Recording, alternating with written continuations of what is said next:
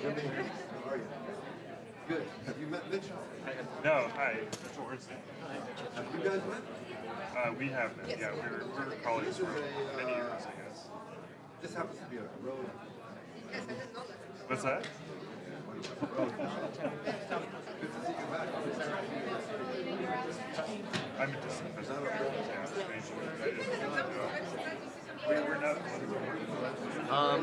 I believe, Cybets is yet to come. But we're in the same business. Yes. Yeah. Okay, got you. Wonderful, thank you. Yeah, I'm sure we'll all learn something. Were you here last night? It was pretty interesting. It's like really interesting. Yeah, it's a bit. I can do it. You want me to? Yeah. It's another challenge. I'm just going down.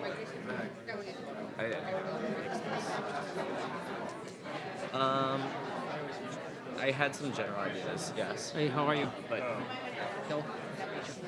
Italian cousin. okay, gotcha.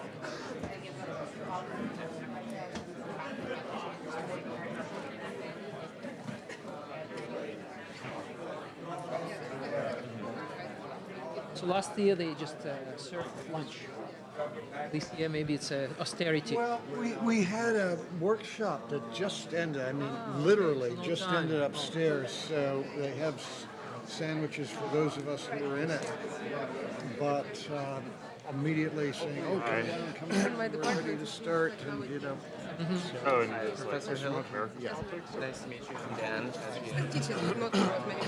very Right. good. That's a good idea. Keep on teaching. So, are you going to be stricter than your predecessor last night? All I saw was yellow lights and red lights, and nobody Well- stopping anybody. I do have this. If it needs to Oh, come down there to you it. go. That was,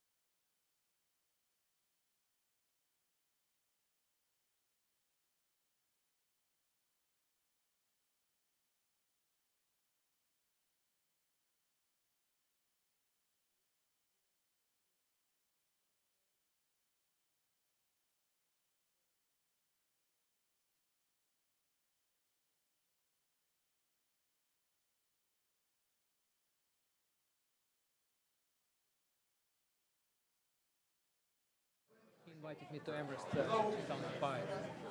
Hi, can you hear me? Okay, we are retrieving a panelist. We just come from a security workshop, so there's a bit of overlap here. What I'd like you to do intelligently, because that's what you are, is to take a look at your programs. For those of you who are intending to be here on Saturday, if you will take a look at the breakout sessions, which are the small informal discussion sessions. There will be sign-ups for this starting this evening. These are intimate moments, in the best sense of the word, expert-led discussions on a range, very, very broad range of possibilities. So look at them, be thoughtful about it, and when you sign up, we will know the sessions and understand how we will move forward. Please review these things if you're intending to be here tomorrow. As we hope you return. I think then we've got to start, and then Carol will just find us. So if you can take this forward, I'd like to introduce my first-year student, and you can introduce yourself. And we're bringing back. Oh my God, Bill, you got down here. I didn't bother to eat up there. I figured I hope I and Sylvia. will not insult anyone by. No. And the questions that Graham Allison was reviewing were attributed to you, and he knows that. So that's it. Folks, thank you. Very good. With that, I think we'll get started here. My name is Dan Pecci. I'm a first-year student here at Tufts University. I am in the EPIIC colloquium this year. I am a double major in IR and Russian and Eastern European studies with a concentration in international environmental economics. And I will be moderating the Symposium forum today. And this particular Symposium forum is on the transatlantic power dynamic and the Russian question. I figured I would provide the audience and our panelists today with some additional information about the panel before we get into things here. Each panelist will be asked to speak for 12 minutes on the topic at hand, and there will be a timer here, green signifying 12 minutes. It will shift to yellow when there are 2 minutes left, and red when the 12 minutes have passed. Speakers will be asked to finish up around that time. However, they are by no means strictly limited to 12 minutes. After that, we will follow it up with a question and answer session among the panel members, with each panel member being allowed to ask other panel members questions of their choosing about what it is that they lectured on, or more open questions. And then we will move to an audience question and answer session. The entirety of this particular session should last approximately 2 hours. I would hope that everyone here is aware that this panel is on a matter of great importance: transatlantic power dynamics and the Russia question. Just last year, we brought together some of the greatest academic, journalistic, and political minds to discuss these pressing issues. While our theme has shifted towards the future of Europe for the year, there's no denying that Russia and the transatlantic power dynamic are of no lesser importance than it was a year ago today. Fighting continues in the Donbass region of Ukraine, and now Putin's Russia is embroiled in the conflict in Syria. All the while, the Russian economy continues to move forward, albeit significantly burdened by the shifting international energy market. For those in the military and political communities in the West, the creation of effective policy towards Putin's Russia is absolutely critical. Whether this policy should act as a carrot or a stick is not entirely certain. However, it is clear that something must be done to respond to the geopolitical shifts in Eastern Europe. While will Russia continue down its revanchist path under Putin, or is Russian history set to take another sudden turn in its political narrative? Will there be another Crimea in the near future? And if so, how is the U.S. and the West at large to react? Answers to these questions may at the present seem ambiguous, but we hope that the following panel will shed some light on this white-hot topic. Additionally, we will be discussing the transatlantic relationship, how the United States' role in the affairs of states across the Atlantic has shifted in the modern age. Does the United States possess the same leading role it once did after the Second World War? Just how much has the European project shifted the dynamic between the United States and the rest of the world?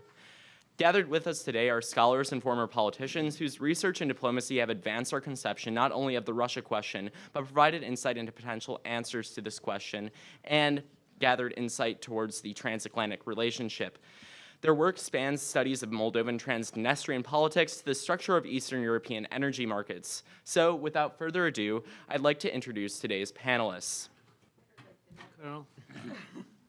Starting on my right down here, we have Vitaly Kozyrev, who is an associate professor of political science and international relations at Endicott College in Beverly, Massachusetts. His research interests include Sino-Russian cooperation in Eurasia, great power politics, competing regionalisms, and international conflicts. He was a visiting fellow at the East-West Center in Washington, D.C., and a senior research fellow at Harvard University this past academic year. Professor Kozyrev has held teaching and research posts at the University of Delaware, Yale University, Amherst College, Lomonosov Moscow State University, and Fengchia University in Taiwan. He holds both a PhD in world history and an MA from Lomonosov Moscow State University.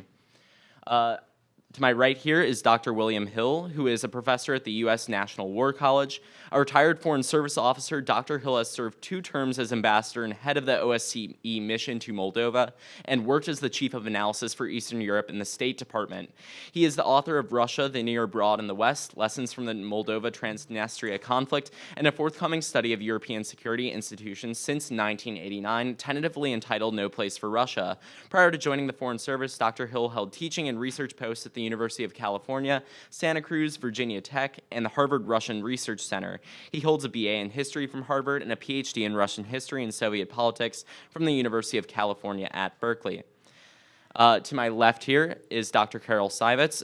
She is a senior advisor in the Security Studies program at MIT. She is also a research associate at Harvard's Davis Center for Russian and Eurasian Studies and an associate at Harvard's Ukrainian Institute. She has consulted many times for the U.S. government, presenting on Russian-Iranian relations to the Department of State, on the legacy of Putin's foreign policy to the CIA, and most recently on Russian foreign policy decision-making regarding the Caucasus and Central Asia for the Department of State. She holds a BA from Brandeis University, an MIA, MPhil, and PhD from Columbia University. She has written widely on Soviet and now Russian policy in the Middle East and other Soviet successor states in books such as The Soviet Union and the Gulf in the 1980s, Soviet Third World Relations, and In Search of Pluralism, Soviet and Post-Soviet Politics.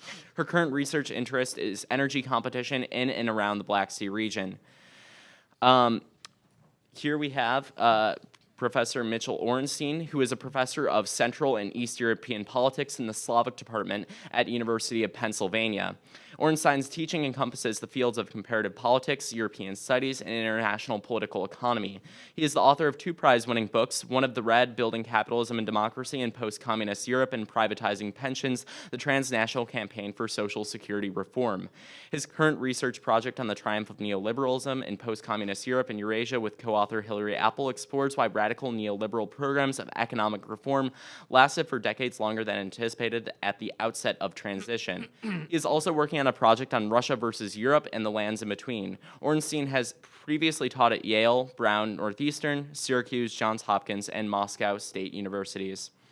Lastly, on my far left, we have Oksana Chevel, who is an associate professor in the political science department here at Tufts. Her research and teaching focuses on the post-communist region surrounding Russia and issues as nation and state building, the politics of citizenship and migration, memory politics, and the influence of international institutions on democratization. She is the author of Migration, Refugee Policy, and State Building in Post-Communist Europe, and is currently working on a new book project, a comparative study of the sources of citizenship policies in new post-communist states. Professor Chevel holds a PhD in government from Harvard University, an MPhil in international relations from the University of Cambridge in England, and a BA in English and French from Kiev State University in Ukraine.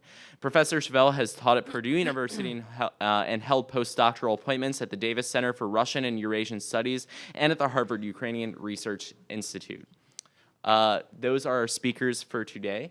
And with that, we will get into the 12-minute sessions, starting on my far right here with Professor Kozyrev. Feel free to start whenever. You have 12 minutes. All right, thanks so much, Dan. Thanks again for the great event and for organizing this colloquium. And the topic is really important this year on Europe in turmoil. And today's Russian question is our focus. So let me just, during my short presentation, just speak a little bit about the three questions, three issues. One issue is, what is the Russian question? So how to perceive, how to understand the Russian question. Second is how to describe Russia's new posture, which in my view is related with a very specific Russia's worldview, which has been labeled in the literature as a new globalism. And what should the West do about this, right? So how to react, how to respond. We just in the Q&A session, we might just raise the question about whether it's a new Cold War, not new Cold War, is there is a Cold War or not, and what is the real challenge posed by Russia. So, but I'll try to focus on these 3 points. So the Russian question, I think that in the West there is really a perceptual problem because there is such a multiplicity of perceptions about what Russia represents and what the new Russian course, foreign policy course, and new Russia's assertiveness mean. So we could speak just overall, we could agree on the fact that probably the common perception of Russia today is in the West is Russia is a major troublemaker and the challenger of the established post-Cold War Western-dominated international order. Some recent publications blame Russia for the return of great power politics, deglobalizing the world. Russia is a deglobalizer of the world, and Russia is becoming the world's greatest power broker. Some experts believe that Russia's new goal is hegemony and the change in the global security order. Let me just briefly evaluate the predominant perceptions or misperceptions of the nature of Putin's regime and the driving forces of its foreign policy. It's important because it's important to understand this to develop an adequate policy or response from the West, in the West, to these new Russia's policies. Roughly, I could find, probably we could sort out 5 approaches, which seem to be either one-sided, misleading, or even wrong, simply wrong. The first one is prevailing view of Russia as assertive Russia, which is related with the concept of Russia's new imperialism. It's kind of Agnia Grigas has labeled as a Russia's re-imperialization, coined in her recent book on Beyond Crimea. The roots of a new Russian imperialistic expansion, as the advocates of this approach believe, lay in the path dependency, historical strife for regional dominance, adherence to the spheres of influence politics, fueled by Kremlin's nostalgia for the lost superpower status, and so forth. I would say, in my just like shortly responding to this thesis, I would say that to speak of Russia's new imperialism, Russia's imperialistic revival as an imperialistic power, is a little bit of oversimplification. So Russia has been, we could talk about this, but Russia has been kind of inward-looking. Since the ascendance of Putin, Russia has been focusing on centralization of power. There has been a lot of a series of problems within Russia. So I wouldn't say that, anyone in Russia really seriously believe in Russia's imperialism. And Dmitry Trenin, who was a presenter last year at this colloquium, just had published in the New York Times an excellent article about about Russia and that Russia may not be perceived as an imperialistic and expansionist power. We could discuss this. Second approach is alternative approach, explaining Russia's anti-Western posture and new assertiveness as a result of Russia's identity crisis. Russia was unable to overcome all obstacles on the way toward democratization and genuine modernization. And the Russian elites have been suffering a deep ongoing identity crisis manifested in the mosaic of sometimes conflicted and mutually exclusive visions of Russia's civilizational role in the world with its uniqueness and the quest to develop a civilization state different from both Western and Asian practices. That explains Russia's anti-Westernism and revisionism in world affairs. A good example of this approach is Vyacheslav Inozemtsev, who just recently published a few series of publications and articles, who says that Putin's particularistic ideology has become a significant roadblock to rapprochement between Russia and the West, as well as to Russia's adoption of contemporary human rights doctrine. So whatever ideology Russia seeks to adopt across the centuries, it appears to be unalterably anti-Western. So he believes in this. In terms of the value-based approach and identity crisis approach, Alexander Lukin has published excellent articles explaining the kind of Russia's claim to develop a little bit alternative set of values based on the Russian Orthodox and based on so-called absolute values versus Europe's and Western relativist values. I don't want to just speak too much on this, but there is an attempt to really, by the Russian elite and by the Russian authorities, to kind of purify Christianity, right, and to show that Russia is the beacon of real, organic, like human values, which are being perverted by the West. So this is another claim which is very important, and also one of the these set of values actually fuels the establishment of the Eurasian Union, economic union, including its political component. I would say, just responding to this approach, I would say that a few people really believe, maybe Alexander Lukin doesn't as either, believe in the rise of an ideological nation opposing the West with the Russian Christian orthodoxy. And a few people would say that Russia represents the best example of absolute values. So this is another just like claim, which is I would say just I can say that even maybe the Russian leadership, including Putin himself, do not really believe full-heartedly in what they're talking about in terms of values and in terms of Christian orientation, Christianity and just the orthodoxy. The third approach is related to Russia's domestic legitimacy crisis. There are many publications saying that this is the external assertiveness is a result of Russia's the loss of legitimacy by the Russian elite, and Russia's external standing has become a factor that secures the domestic legitimacy of this elite. And also, Vladislav Inozemtsev is also a good example in this.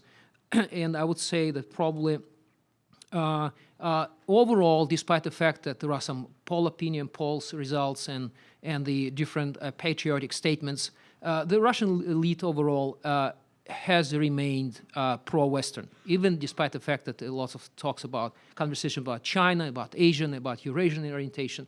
Just let them just give them a chance, and they will demonstrate that they are still Western-oriented. The fourth approach focuses on Putin personality. This is most interesting and funny approach, which is a personification of the current regime in Russia, explaining lack of change and modernization by Putin's personal worldviews and egoistic ambitions.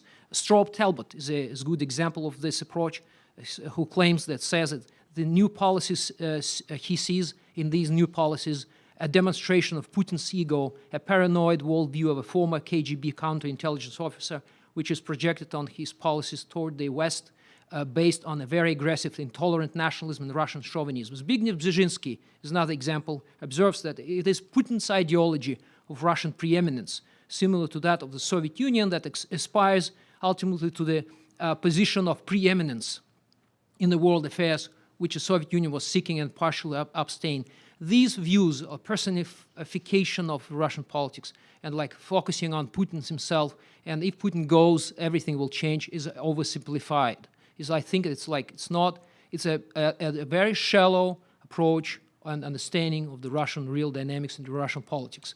Putin himself represents, just in short, represents a very complex dynamic on different interest groups and interactions between different groups, legal and illegal, and he works as a balancer, but he's not omnipotent. He doesn't represent the ultimate power. So when Brzezinski is saying that, okay, we don't need to wait for so long for the change, my belief is that probably if Putin left, there will be no change, because there is a different, but deeper process in the Russian establishment, Russian social political life. The fifth approach, and that will be all, is based on a deep underlying rift between the global major powers over economic influence. So it's all about markets, about the role in changing system of global governance, and simply saying the confrontation between Moscow and the West is rooted in Russia's unwillingness to stick to the economic principles and rules set by the Western powerful financial elites, disappointed by Russia's disobedience. The Cold War rhetoric may be seen as just an ideological and political instrument on the surface of this conflict. So this attempt to explain the rift just by economic interests and competition, rivalry between different power financial groups and corporations is easy.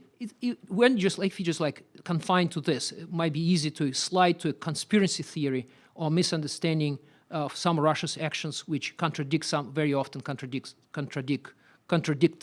its economic interests. So it's not about economic, not about profit, not all about profits, and all about market divisions or market competition. So what's the real face of Russia's new old posture? I have a couple of points on this. So the features. First is the pessimistic view by the Russian establishment of the current international system. Right. In this case, the Russian view is very similar to the Chinese one. That's why they have lots of political grounds for joint action. Right.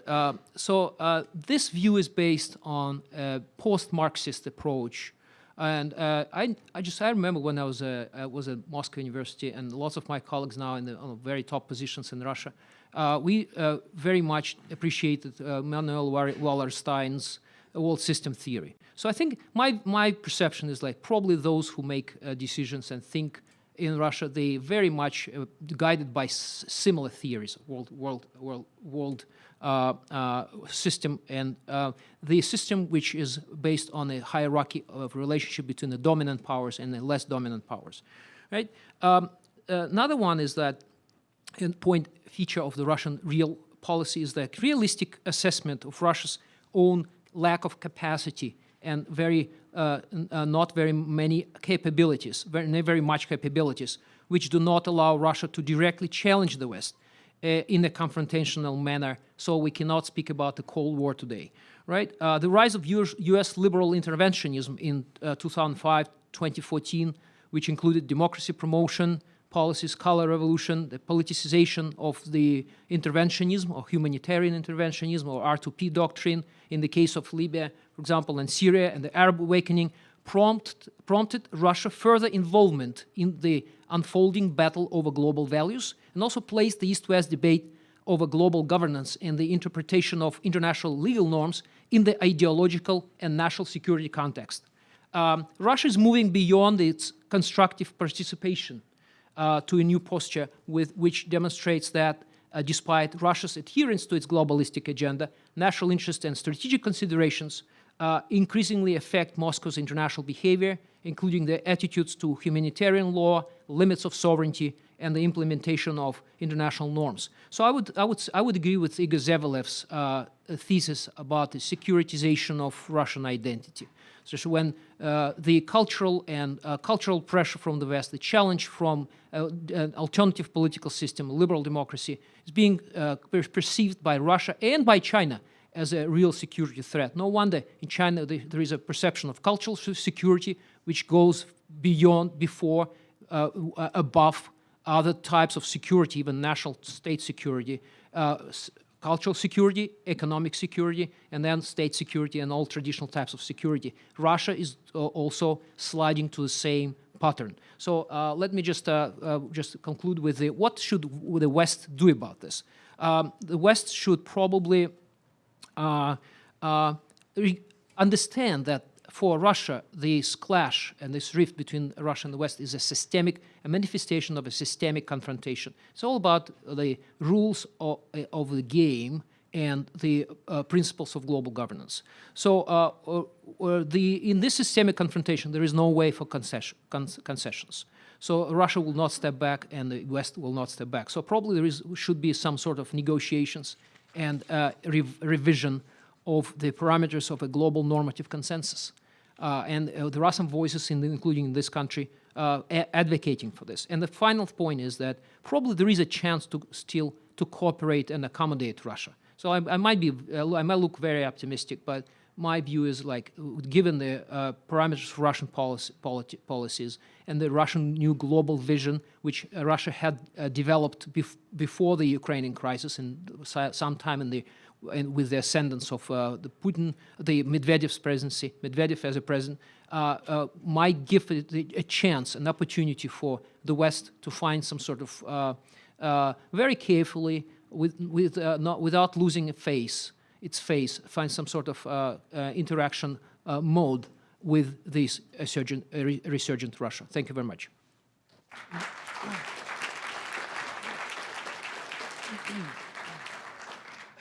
Thank you very much, Professor Kozyrev. We will now move on to the remarks of Dr. William Hill. Feel free to begin whenever you're ready. You have 12 minutes. Okay, thanks very much, and I'm delighted to be here. Since I retired from the State Department, moved over to the National War College at the Department of Defense, they tell me I've got academic freedom, but the price is I have to say that what I say represents my own views and not any part of the U.S. government. So take that or what I say as my own take on what's going on in European security. I look at the European or Euro-Atlantic security order at the end of one era and the beginning of another. The post-Cold War Euro-Atlantic political order and security architecture has exhausted itself, largely because of Russia's objections to its place or lack of a place in these structures, and to Russia's increasingly assertive attempts to revise the Euro-Atlantic and the global order. It's not yet clear, to me at least, what kind of European political and security order Russia wishes to propose. I'm not sure that Russians taken as a whole know themselves, although individuals have various views on what they'd like to see. Also, it's not clear what kind of new or revised political and security order in Europe the U.S. and its allies might be willing to accept. The problem is that since 1989, the European security order has been built upon three major pillars, institutional pillars: NATO, the European Union, and the Organization for Security and Cooperation in Europe. There are other actors, other institutions, but these are the major ones. And over time, over the 25 years, as these institutions have changed themselves and their relationships have changed, two of them, NATO and the European Union, have expanded and developed capabilities and increasingly taken responsibility for decisions across much of Europe in which Russia has not been included, even when it objected vehemently. In other words, these are two institutions in which, whatever the relationship, Russia had a voice, but no vote or no veto. In other words, was not a full participant. And the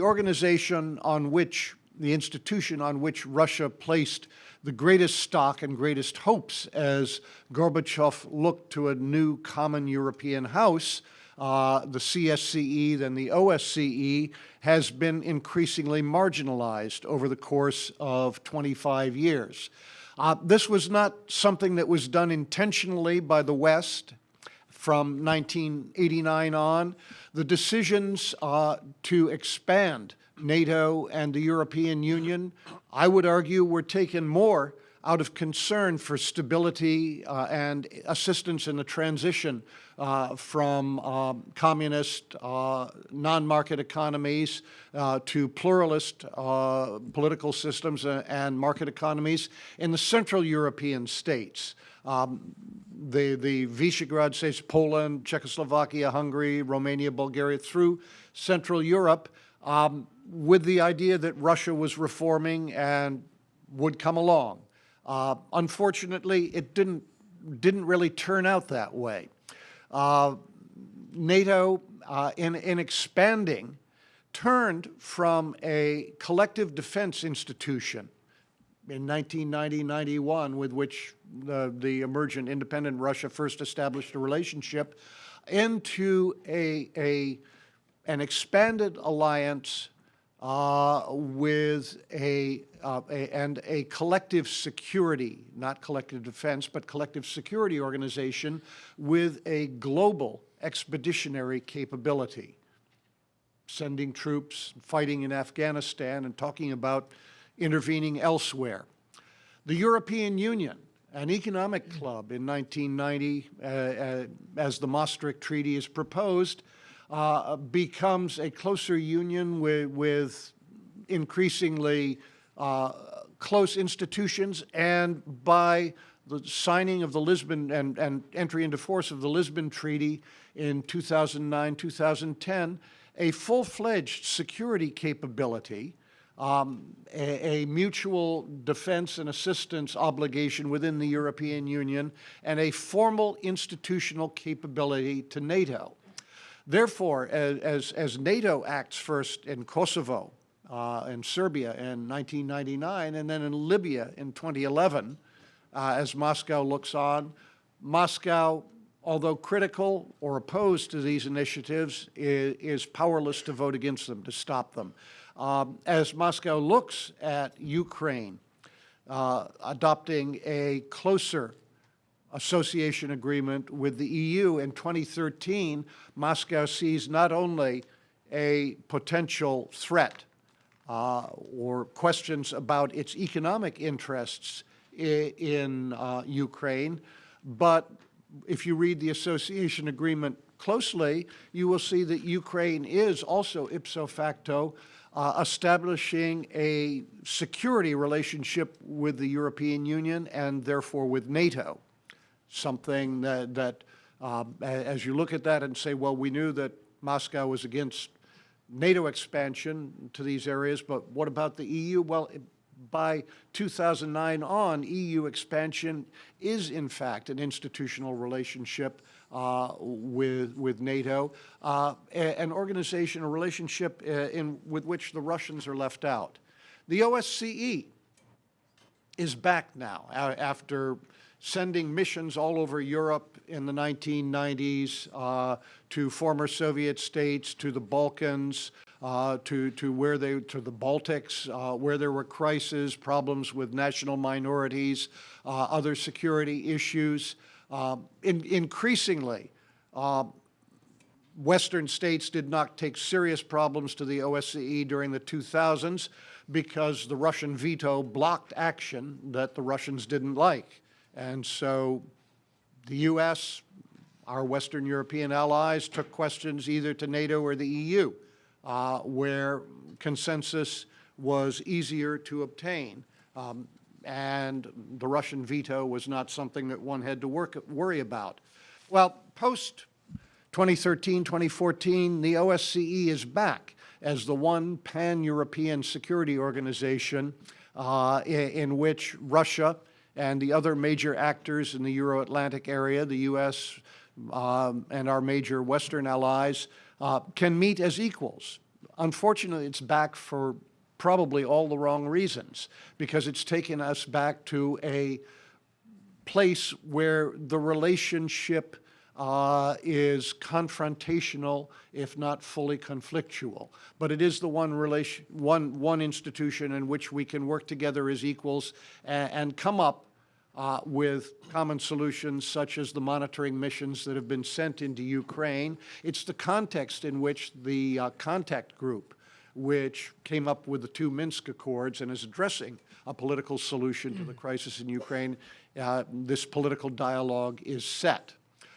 So what you've got in Europe as of 2014 is a system in which the institutional structure basically doesn't work anymore because one of the biggest actors is dissatisfied, discontented with not just the rules of the game, but the institutional structure and an inability to influence the institutions that are taking key security decisions in this region.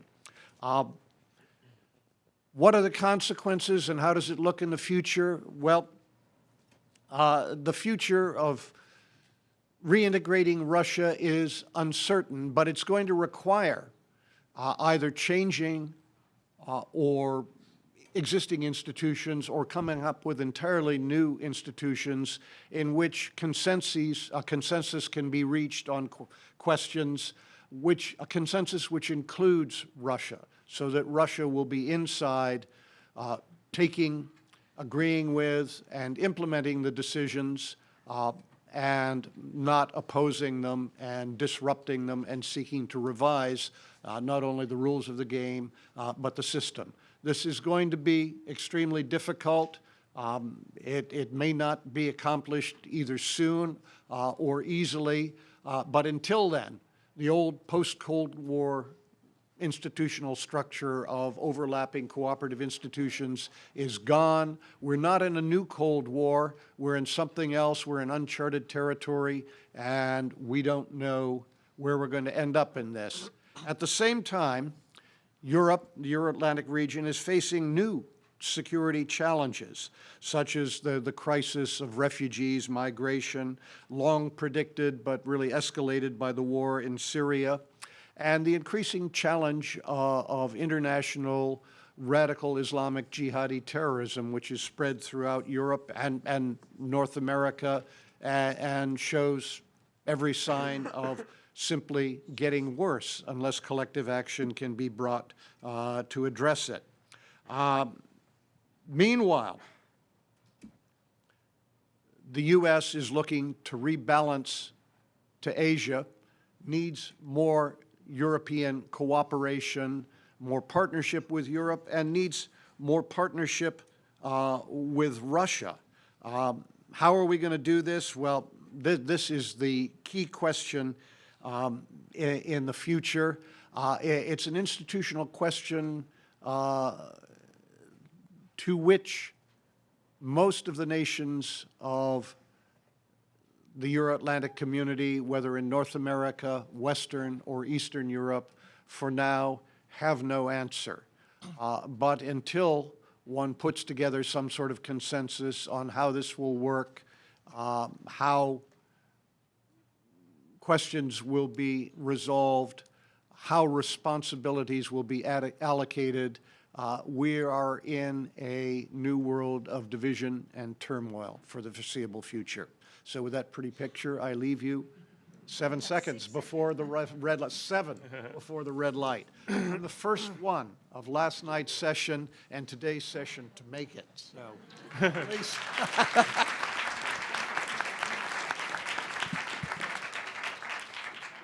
Thank you very much, Dr. Hill. With that, we will move on to Carl Savitz. You have Okay. 12 minutes. Thank you. I can at least see it. I had some slides, but we didn't get them up. It doesn't matter. I'm going to take a slightly different perspective. What Sherman asked me to talk about was politics in the Black Sea region, and particularly the question of energy competition that involves the littoral states of the Black Sea, because whatever we say about the OSCE or EU or NATO or whatever, the idea of European energy dependence on Russia or possibly weaning Europe from this energy dependence on Russia will have a major impact actually on how that relationship plays itself out. And it's clear that the Black Sea is becoming an increasingly important area.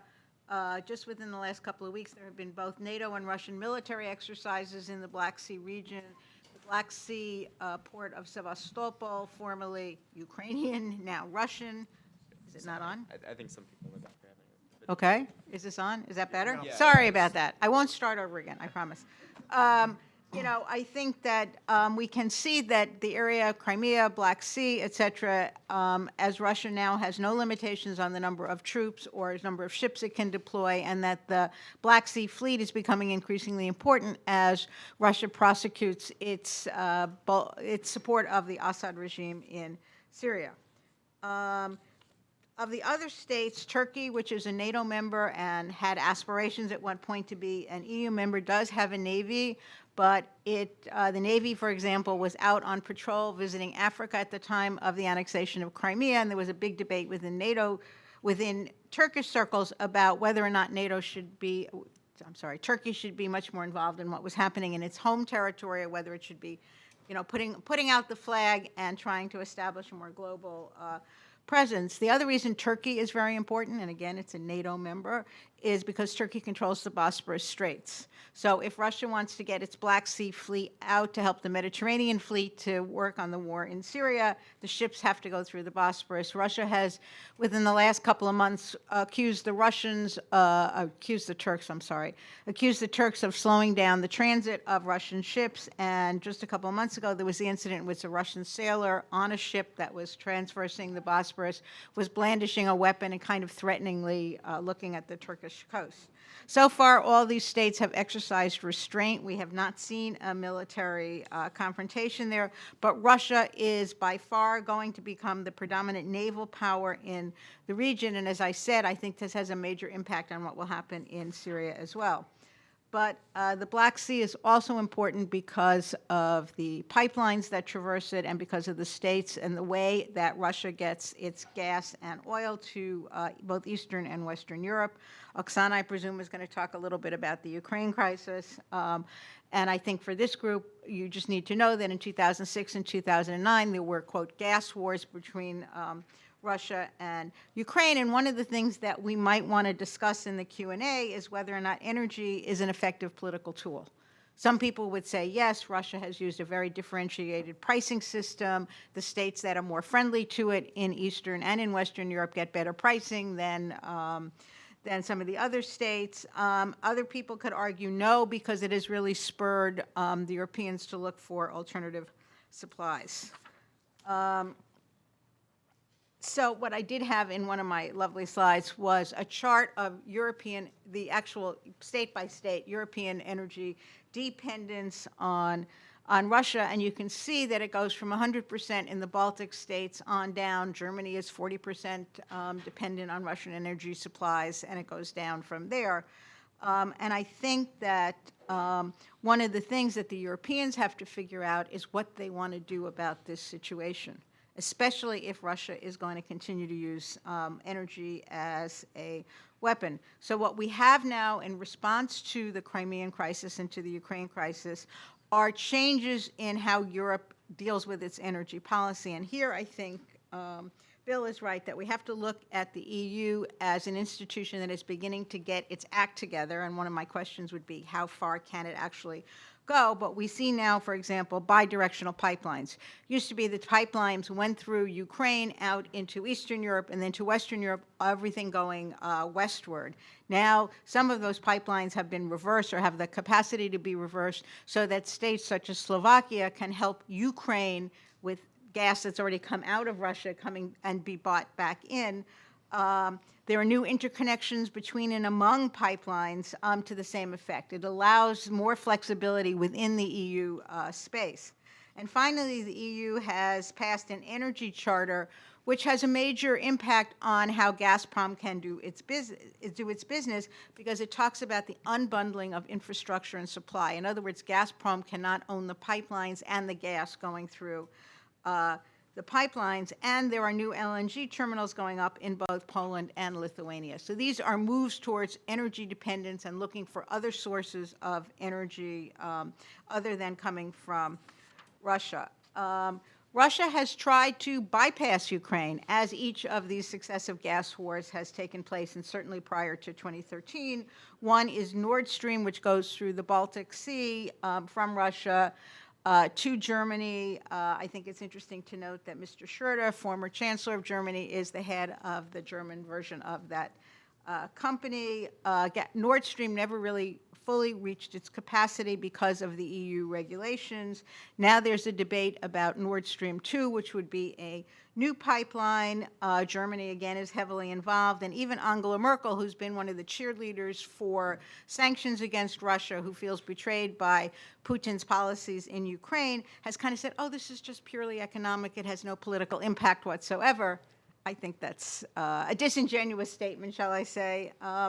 Another pipeline proposal was something called South Stream. That was going to be a wholly owned Russian project, both the pipeline and the gas coming from Russia. Everybody thought that South Stream was a political project pure and simple. Nord Stream had some economic viability to it. South Stream never seemed to have. It was also possibly going to compete with a European dream of the Nabucco pipeline, which was going to be gas from Azerbaijan, maybe from Turkmenistan, that would transit through the Black Sea, through Turkey, and out. And this was sort of the European dream. Now, this thing never got built. The European dream of having non-Russian and, at that point, non-Iranian gas supplies going to Europe.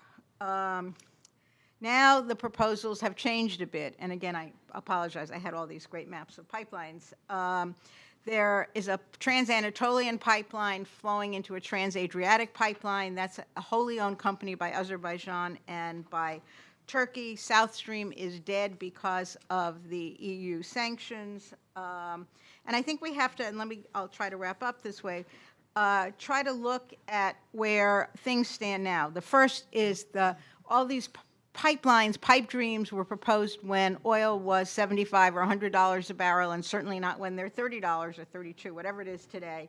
This has hurt the Russian economy, and it's also made people question the economic feasibility of these projects. A second corollary is that the Russian economy is in dire straits, more because of the decline in the price of oil than because of the sanctions. Europe has been looking for alternative resources, and there's a lot of activity in the Eastern Mediterranean. Now, yes, that's near Turkey, but it's also Lebanon, Israel, Cyprus, etc. One of the interesting things to me is that Israel and Turkey, who were not on speaking terms until recently, have suddenly re-engaged, in part because Israel is looking for a way to export its newfound natural gas. And if Turkey could be one of the routes for that export, it's great for Turkey. It weans Turkey from its dependence on Russian gas and solidifies a completely different kind of environment in the region. We also have, U.S. fracking that changes the price. And finally, with the Iranian nuclear deal signed and sealed, Iranian energy will enter the energy market. In the widest frame, I just want to conclude. I agree. I'm not sure this is a Cold War, but I don't know exactly what it is. But I think that all of these relations are more militarized than they've been in the last couple of years, whether it's the militarization of Russian identity, I kind of like that phrase, whether it's just the militarization of the pipeline and securitization of energy, remains to be seen. We've seen Russian pressure on the Balts and on Poland as well.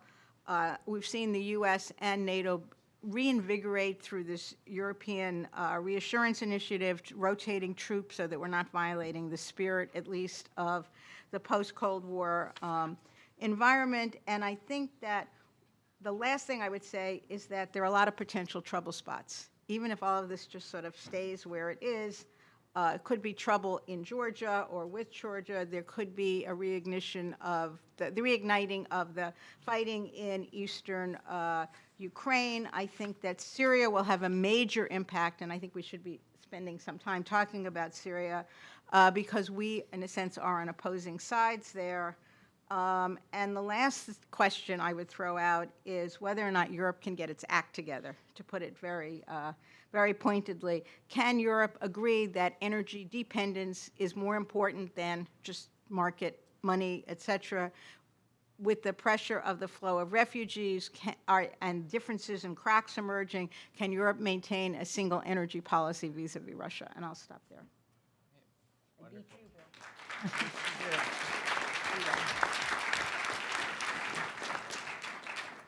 Thank you very much, Professor Seitz. Before moving on to Professor Ornstein, I believe we have a presentation of sorts. Is that correct? Yeah, thank you.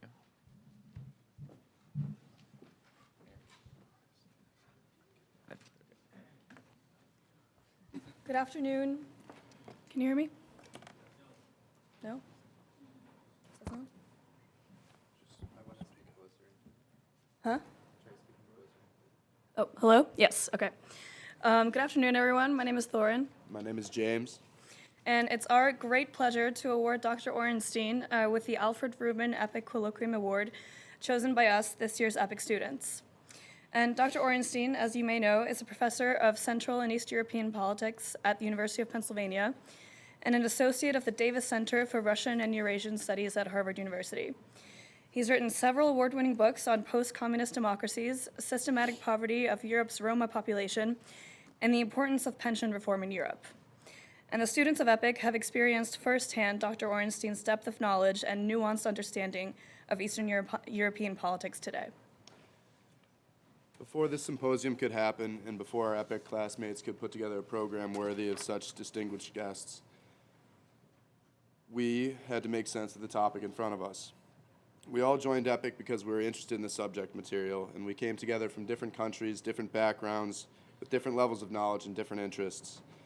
Our first reading assignment covered about 500 pages of history in about as many pages, after which we were startled to discover that Europe is complicated.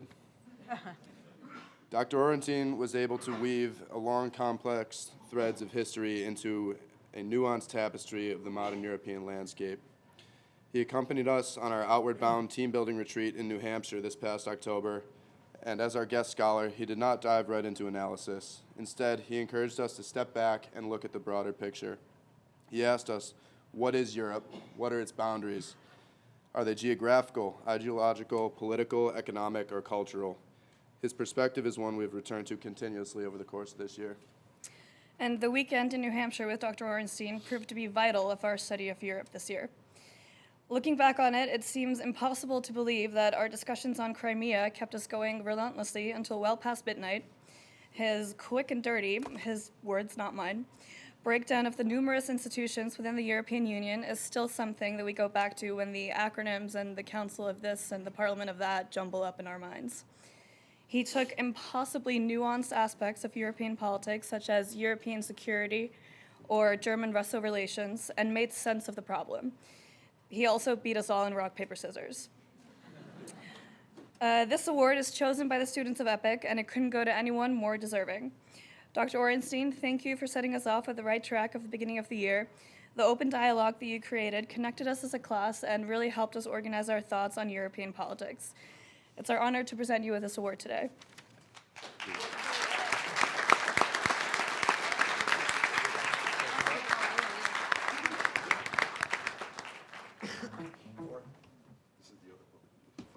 It's really nice to meet you. Thanks a lot. Thank you. Thank you so much.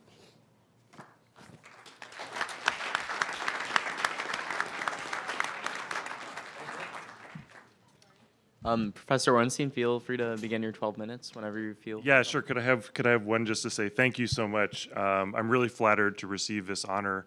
It was it was really great to be with the tough students at the beginning of this time. You can see pictures from New Hampshire.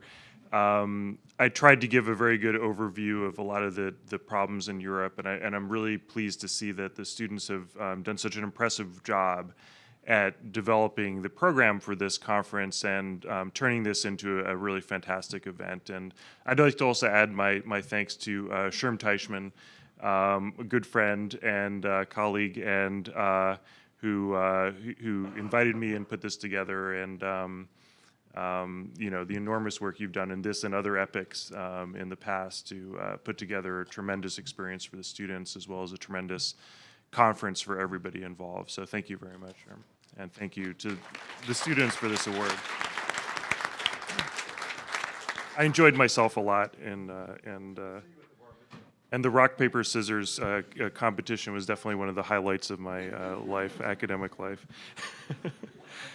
All right, let me just start. I guess you got a bit that I like summarizing, and I want to summarize in a way this discussion, this panel, because there's a lot being said.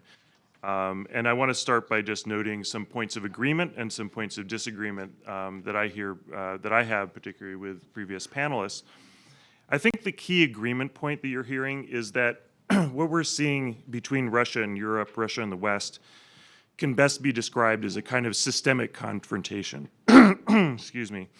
I thought Professor Kozyrev's term, systemic confrontation, in a way does one better than a new Cold War, which is the phrase that Russian Prime Minister former President Dmitry Medvedev used at the Munich Security Conference just last week.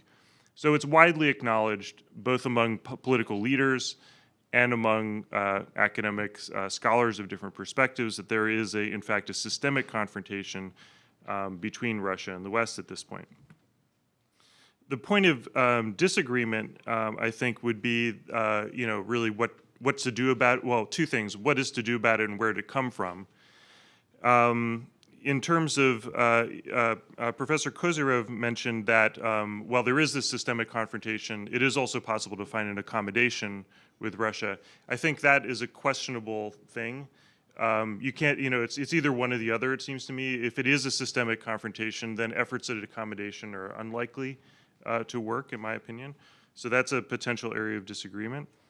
I think also, in contrast to Professor Hill, who gave a great analysis, I think, of where we stand today, where I disagreed with what he was saying was on the question of how did we get to this point?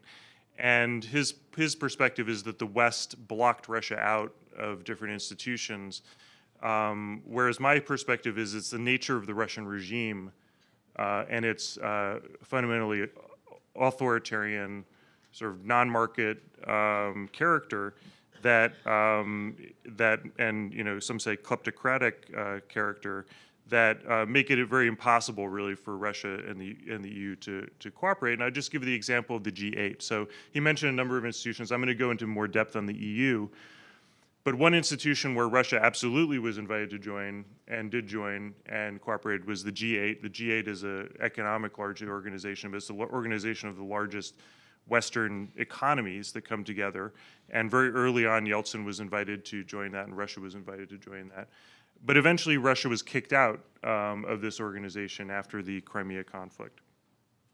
So I don't think that it originates with, to my view, with NATO expansion or EU. I mean, I think Russia has had a number of different political regimes. The Yeltsin presidency or the Gorbachev presidency are very different from the Putin presidency. And I think we can easily anticipate that, based on that what comes next will also be different. So I had intended, though, to go more deeply into the European Union and how this dispute between Russia and the European Union per se, which is just one piece of the puzzle. And let me start by talking about what are Russia's objectives in this. Russia, I agree here with the previous speakers, tends to view the European Union today as an existential threat.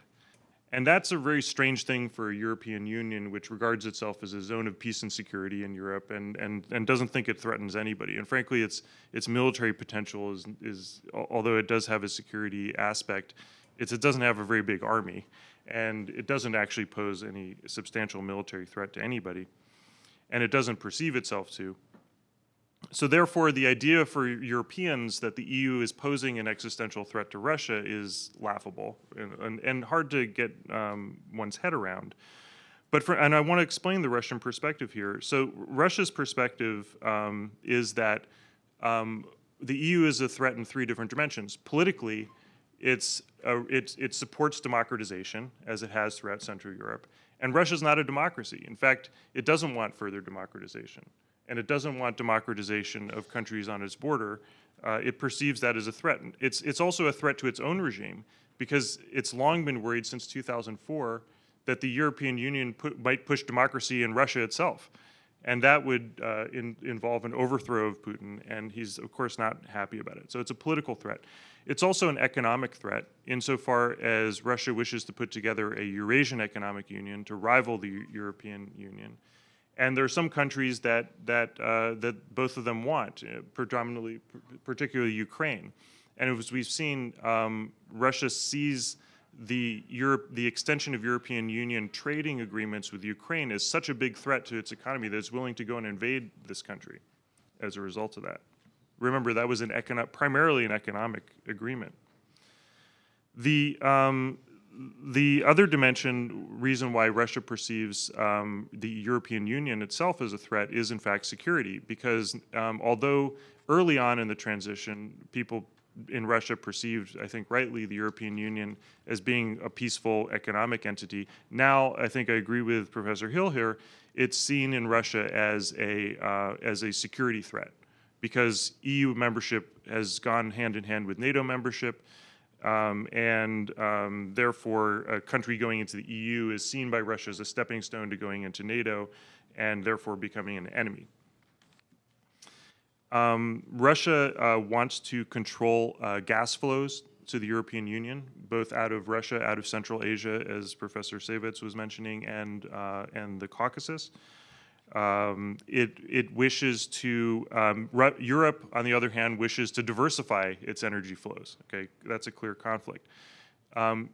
Russia wishes to split the European Union from the United States, whereas many of the key institutions that exist in Europe are explicitly there to keep the United States involved in European security, for instance.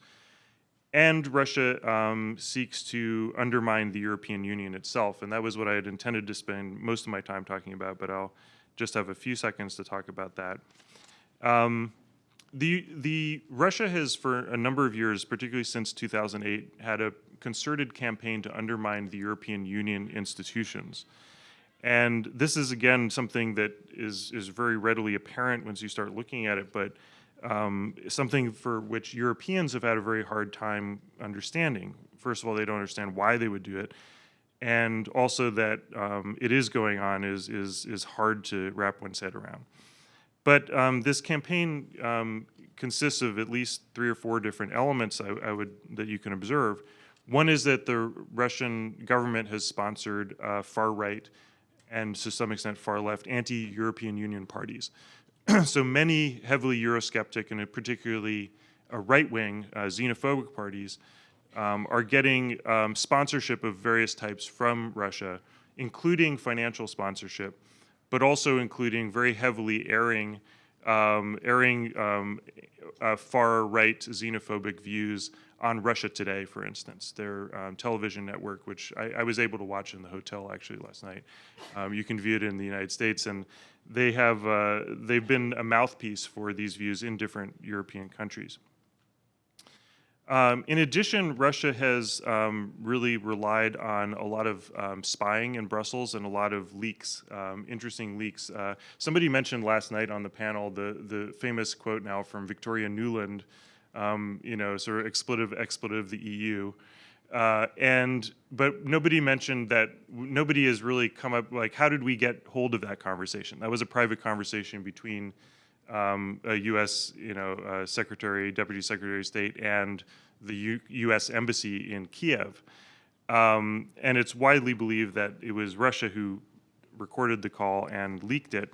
These types of operations, of leaks, of spying, of using agents of influence, there's a Hungarian member of European Parliament who's under investigation now for being an agent of Russia, are a big thing that I think Europeans don't perceive very much, and you can occasionally see the intelligence agencies writing a bit about it. Russia has a big interest also in looking into energy issues, especially nuclear energy issues, and trying to figure out what European governments are doing on other energy pipelines and such. And Brussels has become kind of the spy capital of Europe now. So that's an interesting development. Carol mentioned a lot about the energy politics, so I'm going to leave that and just focus on one final issue, which is this issue of Trojan horses within the EU. The European Union is a very big and complex entity of 28 member state governments that all have different views about different things. And I guess the question to pose is, can the European Union, this large and unwieldy sort of alliance or sort of federation, how can they manage a threat, basically a military threat at this point from Russia when they're not really a military organization and they don't have a really consolidated decision-making process? So on the one hand, European Union has been remarkably capable, I want to say. In fact, really surprisingly capable in standing up to Russia, particularly where they have their greatest capacity, which is in the economic area. So the European Union, after the Crimea invasion, after the shooting down of MH17, the Malaysian airliner over Ukraine, it was able to put together two sanctions regimes of very strong economic sanctions, which have had a very devastating effect on the Russian economy. The Russian economy is not advancing, as was mentioned. It's in fact declining. It declined 3% last year, and it's going to decline another 3% or so this year. The oil price, of course, it was the biggest factor in that, but the sanctions regime has also been a huge factor because it's prevented European businesses from investing in Russia to a large degree. On the other hand, the European Union has been unable to prevent its governments of the EU from conducting a pro-Russia foreign policy. For instance, just this week, Prime Minister Viktor Orban of Hungary was in Russia for a set of very friendly meetings in which they discussed a number of issues and made strong agreements on a Russian nuclear power plant to be built in Hungary, more energy pipelines that Russia wants into Hungary. And so what is this? How can Europe, on the one hand, have this very strong sanctions regime, on the other hand, have a number of governments, including Cyprus, for instance, who offered Russia's its own ports for all of Russia's warships just a few days after the sanctions regime? How is this both happening at the same time? And I think the answer there is that Russia has tried to cultivate relationships with European states that it hopes to use as Trojan horses within the EU to divide the EU and prevent the EU from being effective in its systemic confrontation with Russia. And it has found those partners predominantly now. I mean, it changes every year which ones they are, but this year it's largely Hungary, Italy, and Cyprus. And on the other hand, and so the European Union on the one hand has an EU foreign policy which extends to sanctions, but it doesn't prevent its own individual member states from having their own individual foreign policies at the same time. And this reflects a kind of early state of development or sort of chaotic development of the European foreign policy that represents one of the biggest challenges going forward as it faces what has been described as a systemic confrontation. So thanks very much.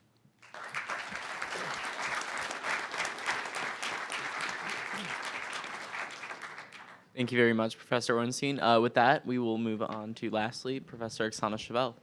12 minutes begins now. Thanks very much. Is this working? Yes, okay. Just have to get kind of close to it. Huh? Just have to get kind of close to it. Okay. Okay, well, I'll speak loud anyway. Okay, well, thank you very much for the invitation to be here, and I'm glad to be kind of, going last because I can sort of see now the range of views, and unfortunately, or fortunately, some of the things I was going to say, Professor Ornstein just stole from me, but I'm going to reiterate them a little bit anyway. So when I was thinking of the title of this of the panel and kind of the things to think about, I was thinking about, again, the issues that several of my co-panelists already were talking about, the causes of the current crisis in the Russia and West relations, and some possible ways forward, right? So I'm going to focus on these 2 points, and some of the things I'll say, again, will echo with what already been said, but perhaps something might be a little different. So I wanted to begin by pointing out that one of the things that maybe is a little bit underappreciated, but in my opinion is very important, is that when we're talking about current differences in agreements and sort of in points of view and between Russia and the West, we are not just talking about sort of disagreement on concrete issues within the framework of common understanding of the problem. I think there is a much deeper disagreement whereby the very facts on the ground, like whatever issue you may take, right, and I'm going to just give a few examples, there is a fundamental disagreement, different narrative presented on the Russian side and the Western side as to what is actually happening, who's to blame, what needs fixing, right? And I think this is much more profound difference than just kind of agreeing on the basic facts, but then having concrete issue or concrete, set of issues where we disagree, right? Just to give you some examples, right? Starting with the Ukrainian case, the overthrow of President Yanukovych in the protests, Euromaidan protests in 2014, right? The narrative that has been, accepted in the West and in much of Ukraine is that that was essentially a popular revolution against corrupt autocrat who ended up being driven out of power, right? Which is a completely different perception of what actually transpired from what we hear in Russia when it was essentially a West-sponsored CIA-sponsored, if you wish, a coup against popularly legitimate president that brought a fascist junta, quote unquote, to power, right?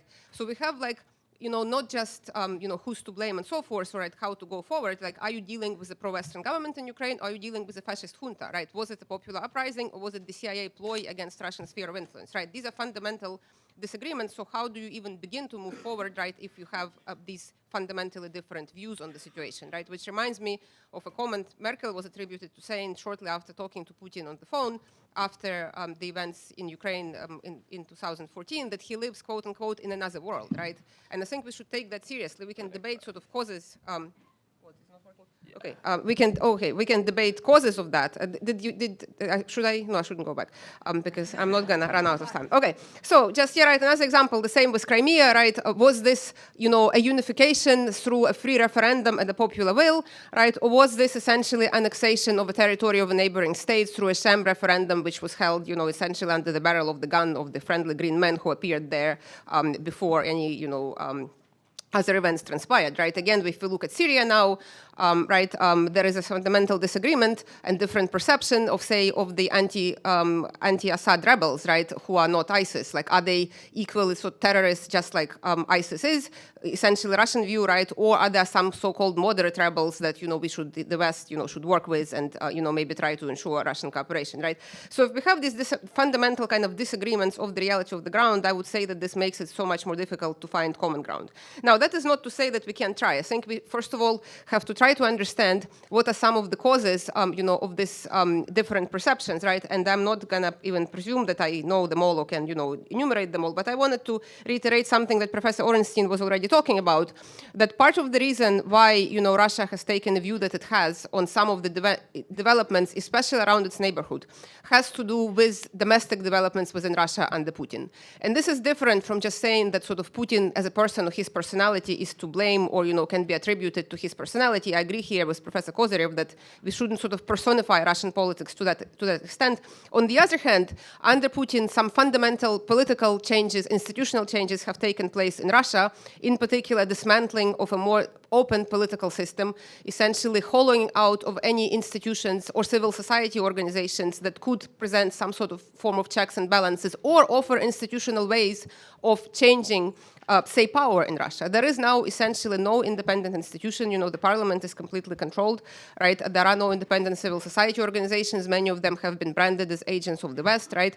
So what sort of possibility is there for any political change to take place in Russia? And there isn't really any institutional way, which makes it so much more, dangerous in a way, right? So what if there is some kind of crisis, a domestic crisis, loss of legitimacy, loss of support, right? How can political power change in Russia, right? We can only kind of envisage some sort of very dramatic and potentially violent change exactly because the institutional pathways have been closed, right?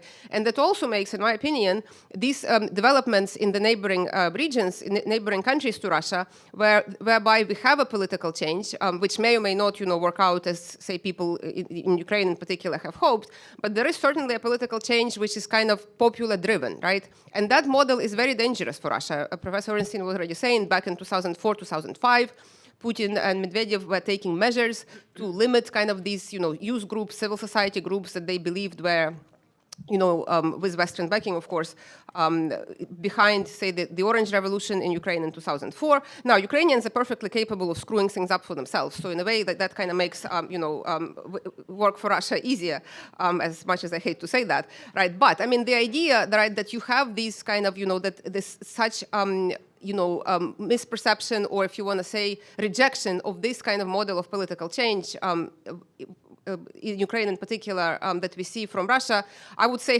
has less to do with some sort of great power politics or even history or even kind of perceptions of spheres of influence, but has a lot to do with parallels or possible parallels that could be drawn, implications for political regime in Russia if these models of kind of grassroots-driven, opposition-driven, right, political change, especially if things were to turn out better, as far as, say, democratic performance, getting visa-free travel to the EU, right, more transparent economy, less corruption. If these things were to pan out in Ukraine, they still might. I mean, it's not going to be easy, but, that, I think, is potentially quite dangerous given where Russia is politically, domestically right now, right? Now, so what are we, right, so what can be done, like what are the possible pathways of cooperation and improving relations between Russia and the West? Just very briefly, 3 things I wanted to mention here. One that I think is sometimes advanced as a possible solution, but which I don't think would work, and I'm going to briefly explain why. And then, something that potentially might work, and here I'll be maybe echoing some of the things that Professor Hill was saying earlier, right? So the thing that I think the solution or the proposal that I think is not very likely to work is essentially this kind of realist argument, if you want to call it that essentially there are these spheres of influence, right? And there is, going back to the world system theory, the sort of bigger and more important powers and lesser more important powers. And essentially the West should acknowledge that there is this legitimate Russian sphere of influence along its borders, at least, right? And kind of like let it do what it will there. 2 reasons I would say why this is not particularly workable. One, we can say is more kind of principled or normal, because if you take this view, like where does this stop, right? Where does the buck stop? Like if you're going to say, okay, something is Russian sphere of influence, like what is this? Like is Ukraine Russian sphere of influence, right? Like how about the Baltics or potentially Poland, right? Where do you go from there, right? If you can imagine that countries can start claiming, to be other countries as their spheres of influence, potential for conflict it might create, right? Because it sort of assumes that political developments or popular opinion or government views in these smaller countries are not important. I don't think that's really a feasible solution, right? And then there is also practical reasons why that might not work. It sort of assumes it's this very kind of IR view on the world, and I'm here speaking as a comparative politics person who studies domestic politics, right? That sort of the state is this uniform rational actor, right? There is kind of this black box. But we know from comparative politics that there are many powers and interests and issues and groups within the state that cannot be simply kind of controlled and willed away by saying this state, is in this or that sphere of influence. Take current issues. Who can really deliver Assad and all these rebels to the table, right? To the negotiation table? Is this really capability of Russia or the US for that matter, or any other power, to exercise their influence, right? Great power influence, if you wish, right? Or even in Ukraine, like if say for some reason, there was some agreement that Ukraine is to be in the Russian sphere of influence. I mean, clearly there is, if you look at popular opinion in Ukraine, this is not something that is going to sit well with either public or the elite, and they're not just going, to fold over or take the rebels, the pro-Russian rebels. If Russia were, to do the opposite and kind of wash their hands of them, they're also not just going to pack up their guns and go home and say, okay, fine, we're now gonna, live in Ukraine. I mean, they're, so these sorts of kind of, taking this view of the world system theory or realist theory and kind of treating this, as a chessboard, I don't think that's practically quite workable. Now, so what can be done, right? I mean, and here, just very briefly, since I see I have two and a half minutes left, I would say 2 things we can think about, right? One is maybe kind of not very satisfying, but perhaps somewhat more realistic, is just kind of work on the issue-by-issue basis, right? And kind of try to think of the regime of the least damage, or sort of the activity, what can be done to do the least damage, right? If there could be some even temporary ceasefire that's going to alleviate some suffering and deliver some, humanitarian goods to the besieged Syrian towns, go for it. I mean, this is certainly better than continued suffering over there, right? In Ukraine, there is no permanent solution. This Minsk agreement, doesn't seem to be leading to a successful conclusion, right? But there is nothing better on the table. So as long as the fighting does not spread, right? And I think here the sanctions are important because, first of all, it sends a message that, the kind of activity Russia engaged in is not acceptable by the international community. And second of all, it makes subsequent advances less, more costly, right? I mean, Russia talked about Novorossiya as kind of the plan, the vision for the Ukraine after fascists came to power, right? I mean, that includes much greater swath of territory than the current Donetsk and Lugansk People's Republics, right? So if the conflict stops there, I mean, this is not really a solution, but at least, it's better than continued fighting. So kind of trying to find, I mean, there are concrete issues where there could be meeting of the minds and at least short-term common interest, and maybe that's better than nothing, right? So it's not particularly optimistic, but at least it's something, right? And the final kind of potentially broader solution, and here, Professor Hill was saying about kind of new institutional arrangements. I agree with that there has to be some sort of more visionary thinking about potential system of new European or security. I'm not presuming to be able to say what that would be, but certainly, if there are some creative minds kind of thinking, more globally, and maybe even thinking past Putin. I mean, yes, Putin is not going to be there forever. Things have changed in Russia. Russia is not sort of destined to be the opponent of the West. I mean, although kind of broad historical arguments would pose this, but we look at cooperation that we had during Gorbachev period, during Yeltsin period, it hasn't always worked out. Maybe some lessons could be learned from this, right? But kind of thinking, towards some time down the future, could some new institutional arrangements be proposed. Right here, I would also agree with Professor Orenstein, right, that for example, the OSCE, right, I mean, if you think about just currently what's going on, right, so if OSCE is such a desirable institution that Russia wants to see play a greater role, it has been perfectly capable of sabotaging OSCE, and it has been sabotaging it as far as border control of the Russian-Ukrainian border, right, that OSCE has not been allowed to do it, and this is because Russia keeps vetoing it, right, so it's a great institution because Russia can veto what it does, right? I mean, that's a little bit cynical take on it, right? So maybe we can think of some, if OSCE is not it, if NATO, may not be it, kind of more visionary thinking down the road. And in the meantime, just trying to kind of do piecemeal cooperation whenever possible, because every little bit helps. And I'll end at that. Thank you.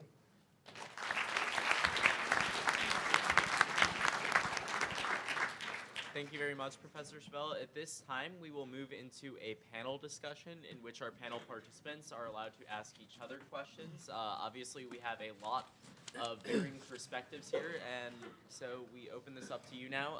If there's anything that you would like to ask another panel member, please feel free to. Yes, maybe just a couple of comments on the we have agreement to disagree, so we have some disagreements. So let me just give a couple of comments to, especially with regard to Dr. Orenstein's question about, okay, if it is a systemic confrontation, how would we be able to accommodate each other? So this is a good question. But I would just like to emphasize that systemic confrontations of different type. It's different from the confrontational stability type of a Cold War era, right? Different in terms of principles, in terms of rules, in terms of means of confrontation. It may not be a direct confrontation, just only for one reason: this asymmetry of power potential between the West and whoever is going to be on the other side, right?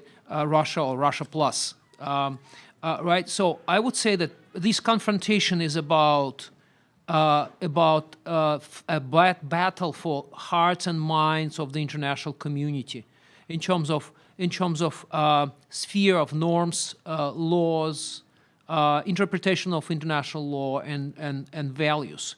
Of course, in terms of values, one might say, oh, it's hard to oppose the West in terms of values, but who would argue that that the principles of human rights, individual freedoms, democracy might be debated, might be just like not upheld, and nobody in Russia dares say that, oh, we are not democratic, right? Even Putin say we are building democracy, right? So nobody in China says, oh, we are not building democracy, right? We are building democracy. So nobody really argues this. But the other thing is what is left in terms of opposing the West. What is left is to discredit the role of the West as an agenda setter, as a rule maker, and just to show all these malaises of the West.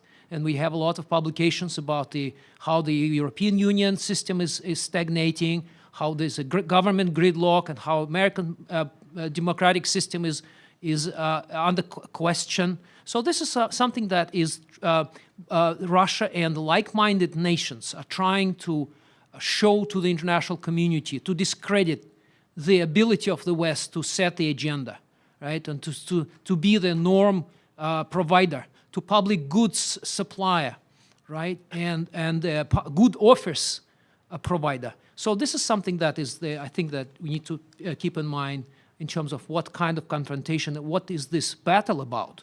So, okay, so, and another thing is, just one small point Oksana's mentioned about world system is not practical. The world system is of course outdated, but the approach is based on a perception in the Kremlin that that the Western behavior is selfish, is the behavior aimed at preserving Western domination by all cynical means, right? Very narrow-minded, even by means of violating sovereign rights of other nations and of any other secondary powers, right? So this is like how to oppose this. You cannot just directly oppose this. You can only change rules of the game. And that's what Russia and China are doing. Thank you.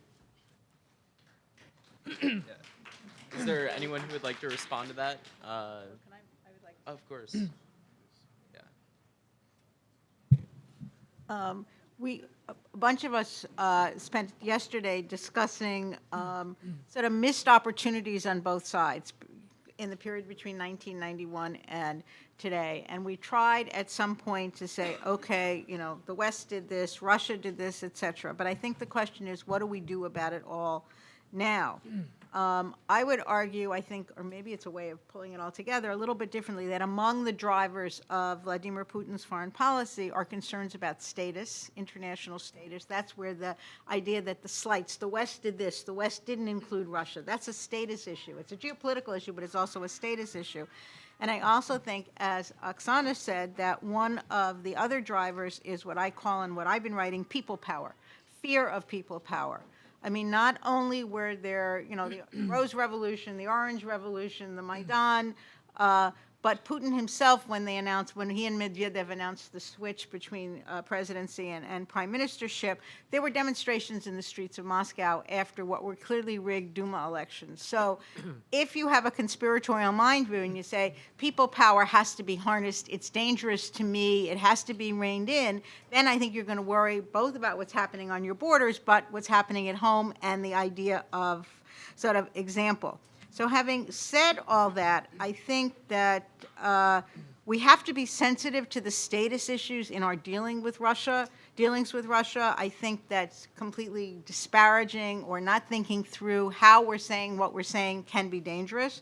On the other hand, I think that we also need to be aware of some of the things that Michel talked about, the attempts to disrupt the EU, the funding of Marine Le Pen and some of the other Eurosceptic parties in Europe, because that is really a fundamental attempt to disrupt this growing, changing, burgeoning mechanism that is the EU. At the same time, I agree with Oksana. I think that if we could find small areas of agreement, at least that would eliminate some of the dangers of a constantly escalating, whether it's rhetorical or military threat. I think then we could move towards some kind of regularization of this conflict or competition, and maybe then move forward to some kind of new institutions or, you know, Europe-wide institutions down the road. But I think we need, you know, whether it's Minsk I, Minsk II, some kind of solution to Ukraine, getting all the parties in Syria to the table. We claim that we have similar goals in Syria. I'm not sure. Yes, we both are afraid of Islamist fundamentalism and Islamist terrorism. We agree on that. But the prosecution of the war effort by Russia, clearly, as Oksana said, they're labeling groups differently from where we are. So we need, the first step would be to try to figure out who's who and what's what. If we could agree on that, then I think there might be a way forward, but I think that we have a lot of work to do. Can I jump in? Of course. Yeah. Thank you. Yeah, I just wanted to go back to the questions that Vitaly just raised, right? Because maybe, maybe I'm not quite understanding. Because on the one hand, and that actually was my question to you when you were speaking first, because you said, if I noted it correctly, that the liberal democracy is an alternative system for Russia. You mentioned that in your remarks. But now you're saying that liberal democracy, in fact, Russia is also a democracy and it supports democratic values. And then the West, you know, so then the problem, what exactly the problem becomes? Because if these are also the values of the West, right, then Russia and the West should be on the same page about supporting liberal democratic values. It seems to me it's kind of difficult to have it both ways. On the one hand, to say we all value, right, liberal democracy, human rights, and so forth, but then the West cannot kind of lead the way. I mean, it is more democratic than Russia by any kind of measure, right? So maybe you can clarify what you mean, because I'm not quite. Yeah, I didn't mean that Russia supports liberal democracy. Russia is a good example of illiberal democracy. Right. So, but Russia never, the Russian leadership would never dismiss the argument that Russians are building democracy. So this is their understanding of democracy, right? So that's what they say, right? And in fact, just despite the censorship and the just like if we elaborate on this, censorship and the pressure from the government, if you go just online, you just can find all types of opinion.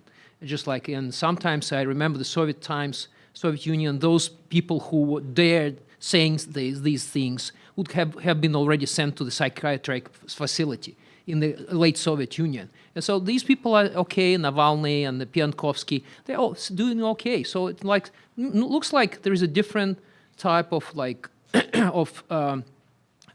it's a different degree of tolerance and intolerance by the establishment, by the Kremlin, of opposition or dissident behavior. But overall, in order to look good before the international community, Putin and his team would always say that we are not dismissing democracy. We are just like it's not a liberal democracy. It's different type, sovereign democracy, whatever.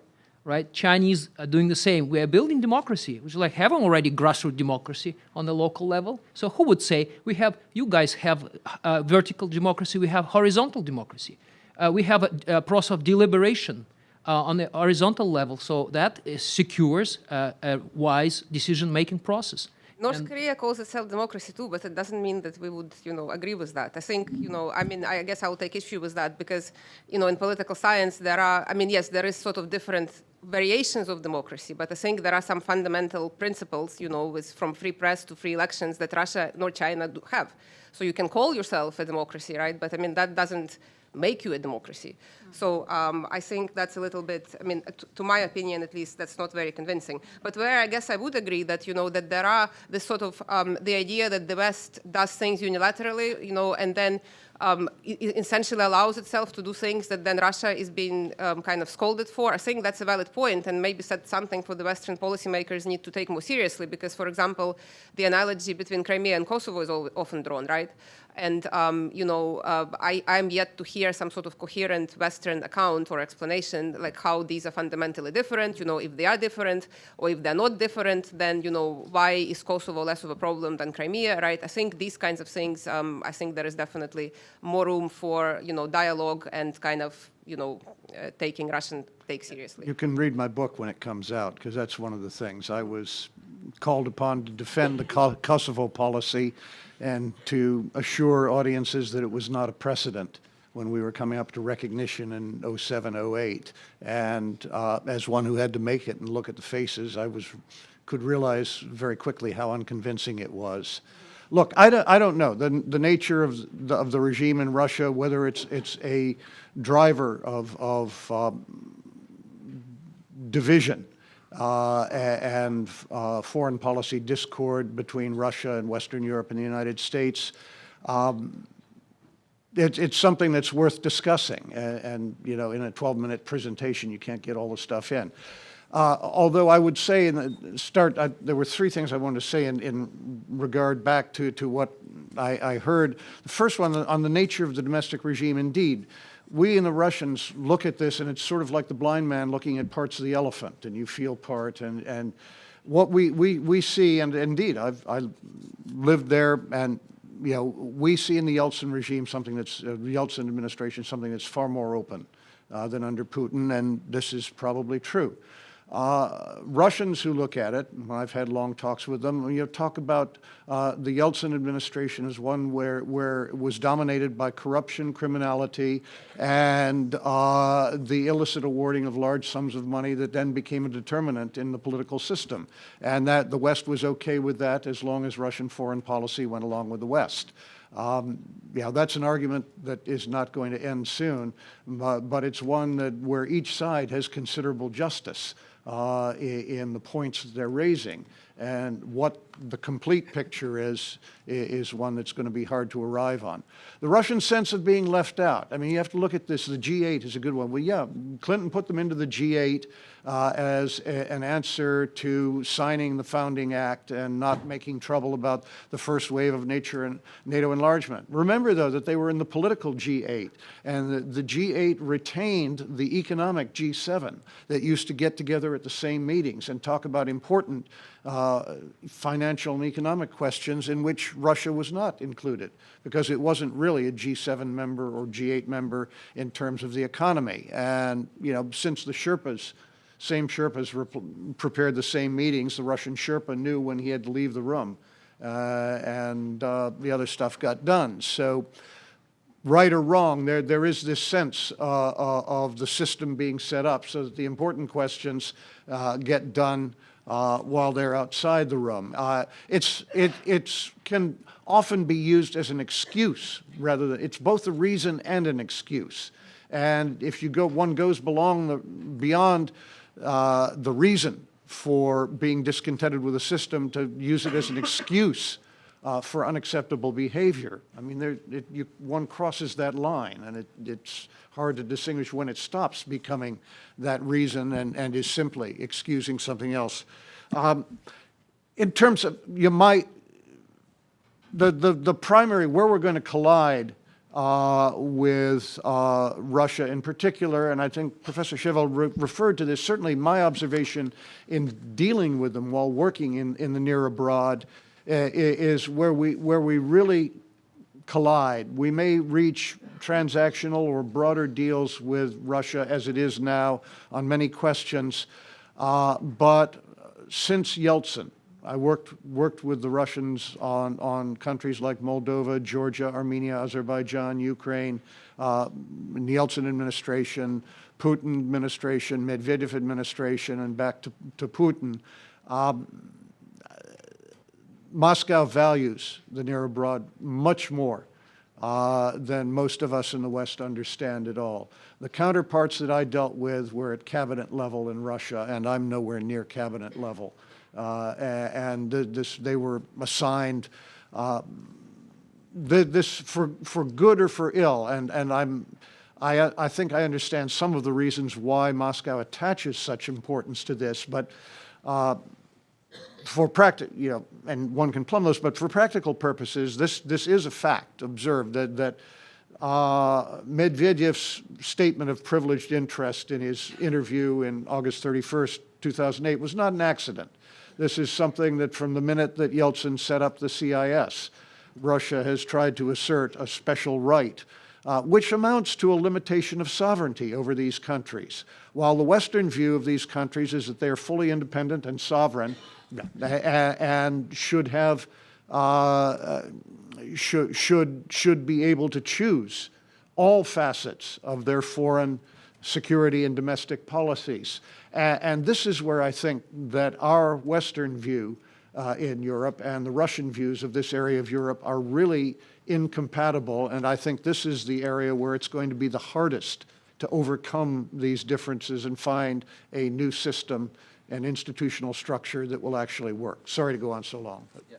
I know there's a lot of them are really great points, and I really appreciate your government service and years of working. You said it under a number of different administrations in Russia as well, and I don't doubt much of what you say. What I again come back to this areas of agreement and disagreement. I think we agree a lot, like all of us on the panel, on a lot of issues of analysis. Like I agree with your last point that they take these issues very seriously, and we've sort of a little bit blundered into some of the decisions. I agree that U.S. economic assistance to Russia was not what it should have been in the 1990s. But I think I still think that the key area of disagreement, I would say, in this panel, between those of us who are, you could say, hard on Russia and those of us who are soft on Russia, is essentially whether we know much about is our view of the domestic political regime. Right. So you mentioned, I want to almost quote you, maybe paraphrasing slightly wrong, like I don't know exactly if the nature of the domestic political regime is to cause this or not, or what it is. To the extent to which it contributes to the differences between the West and Russia. Right, and I think that Professor Kozyrev also didn't really know if Russia's a democracy, right? Russia's a illiberal democracy. He sort of said that they were, and he sort of backed off of that. I think where we're coming from is we know what this regime is like, right? We know a lot about what this regime is like, and we sit and study this regime all the time. And I think it's important for the audience to go through what we know and how we know that this is not a democratic regime, and we know it's in fact an extremely authoritarian regime, which is more authoritarian than most authoritarian regimes actually in the world. For instance, it steals elections. It has a huge apparatus to be able to steal any election it wants. So there's no doubt that should Putin come up for another election, as he will, I think in 2018. or thereafter, 2023 or go on, he will win those elections, right? I think you could, I'll bet anybody $100 right here, that if he enters that election, he'll win, right? So that's a key rule of thumb definition of, an authoritarian regime is there's no uncertainty about how elections come out. Compare that to our election here in the United States where, I don't know who's going to win at all. So that's one thing, but that's only the tip of the iceberg. I mean, there's one of the reasons why he's going to win is because he completely shuts down the media on any, no opposition can actually have access to the media. There's a blacklist of people who cannot appear on TV in Russia, right? I've spoken to several people on this blacklist, and in fact, one of them told me a funny anecdote. He said he had been a former deputy minister of something or other, and so sometimes people would call him up and say, "Hey, we'd love to interview you for TV," and he tells them, the journalist, "Look, you better check if I'm on the blacklist, because your editor might be upset at you if you put me on TV," and then he doesn't hear back from them after that. And in addition, frankly, there's political executions in Russia. If you continue to persist in political activities, okay, to a point where the government's uncomfortable with that, you end up dead. Okay, now there's a plausible deniability around who is executed in Nemtsov, for instance. Boris Nemtsov was the leader of one of the major parties in Russia. Right? Apparently it was the Chechens, Okay, I mean, Chechens are responsible for everything, right? It's always very convenient to blame everything on the Chechens, There's, interestingly, the Chechens are also to blame for the journalist Politkovskaya, right? Anna Politkovskaya, right? So, I mean, that looks like a pattern. I mean, in addition, there's an extreme suppression of dissent. So nobody, if you want to hold I had an interesting correspondence with a German guy who was a very nice person. He sold accordions or something, I don't know, and he was telling me about the music scene and how free it was in Russia and how wonderful it was to go to concerts and how he'd organize concerts and everything was fantastic. I was like, well, I'm sure that's true, but try organizing a political rally, and you see a different side of the regime. You can't organize a political rally in Moscow, right? You get shut down. You get put in the paddy wagon. And in addition, there's a promotion of extreme views by the government and the Nashi youth movement, which is now defunct. But I've interviewed its former head of that, Bielogorov, I think. And now there's new movements, but these are basically sort of like Hitler Youth type movements, right? Quasi-fascist nationalist movements that are militarized. In fact, we're a source of propaganda of let's go fight the Ukrainians, right? Turn into as quasi-paramilitary sort of organizations that's sponsored and funded directly by the regime. In fact, Putin, just to make a clear point of whether he supported it or not, went to visit their rally they have these big camps outside of Moscow, and and he goes to visit them and tell them they're wonderful, people. And then we know a lot about the kind of stealing and corruption that happens in his regime. And frankly, that, if anything is going to bring down that government eventually, or at least reduce its public popularity, it's going to be people's widening awareness of the amount that the Putin regime has stolen. I'm not saying that the Yeltsin regime, you're wrong, the Yeltsin regime didn't steal a lot, but I think Putin was more successful also in that regard. And maybe one of the richest people in the world. Two of us need to, because... I would be totally down to do that. However, we are running short on time, and I would like for the audience to be able to come in here, if that's all right. Yeah. Okay, wonderful. In that case, we'll start taking questions. Please line up at the microphones there. There are two. And please attempt to direct your question towards one panel participant. While full panel questions would be normally okay, we are running short on time here. So with that, we will begin over here. And please introduce yourself and let us know what your question is. Okay, thank you. Is this working?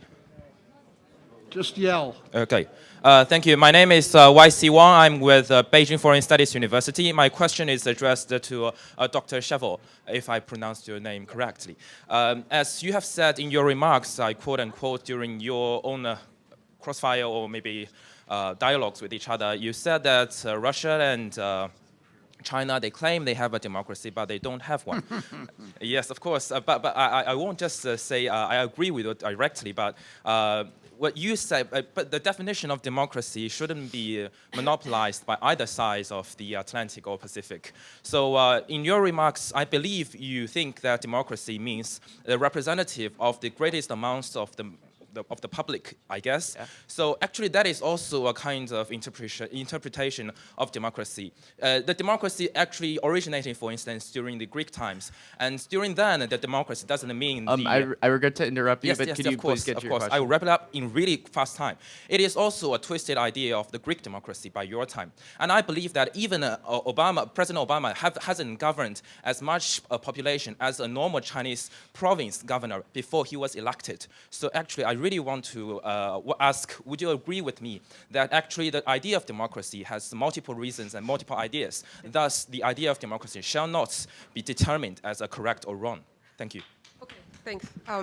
Okay, it's a direct question. Let me answer very directly. No, I don't agree with this, and I'll tell you why. And let me ask a question back to you. Why does China and Russia insist on calling themselves a democracy, right? Like, what is the point of doing that? Like, if you have fundamentally different system, right, where it's not about people, being free to express themselves and change their government and, organize and politically campaign, call yourself something else. Like, what is the point of insisting that you're a democracy, right?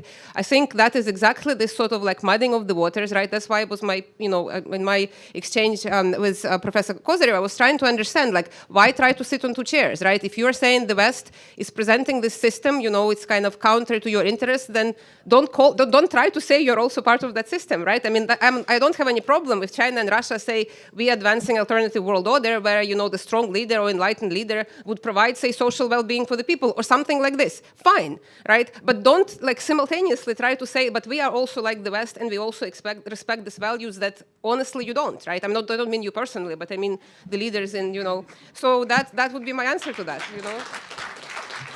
Thank you, Professor Chevelle. Are there any more questions for Professor Chevelle of the individuals standing at the podium lines? No? Are there any questions for Professor Ornstein? Oh, wow, that's a lot. Okay, could you deliver your question, and then could we also have your question delivered after that, and if you could address both of those? Okay. Yeah, so go ahead over here. First of all, I would like to say that I'm related to the Russian question because I'm Russian. And second, I agree and disagree with Dr. Orenstein. Yes, nowadays the nature of regime in Russia presents an obstacle for integration with European Union and NATO. But the nature of this regime did not appear from the middle of nowhere. And this crisis was predicted as everything is predicted in a classical Greek tragedy. And the roots of this crisis go to the 90s. Russia came out of the USSR with very sincere and naive expectations about her democratic future. But Russia, unlike most of the Western countries, did not have any democratic experience. Only one decade before the First World War. And the West, in my view, share responsibility with Russia for the failures on this democratic transformation. Russia's regime in the 90s was soft. It was in transition. It was hybrid. It was a combination of elected monarchy and democracy. But the West did virtually nothing to strengthen the foundation of this regime. It closed eyes on the first coup d'etat after the collapse of the USSR in October 1993. It tacitly blessed the first war in Chechnya. Ma'am, could you please address No, your I'm question? trying to say that the nature of this regime resulted is a net product of our mutual mistakes, both. And here I fully agree with Professor Hill that a lot of opportunities were missed. And the West shares responsibility. So in a certain way, excuse my colloquial, the West is eating what it has cooked. All right. And over here, do you have a question for Professor Ornstein? And could you also address yourself or Hi. identify yourself? Yes, there are another 15 minutes in the panel, so we will attempt to get through as many questions as possible. Yes. Hi, my name is Claire. I'm from Trinity College, Dublin. And my question is, well, first I want to say that I completely agree with you that I do not think Russia is a democracy.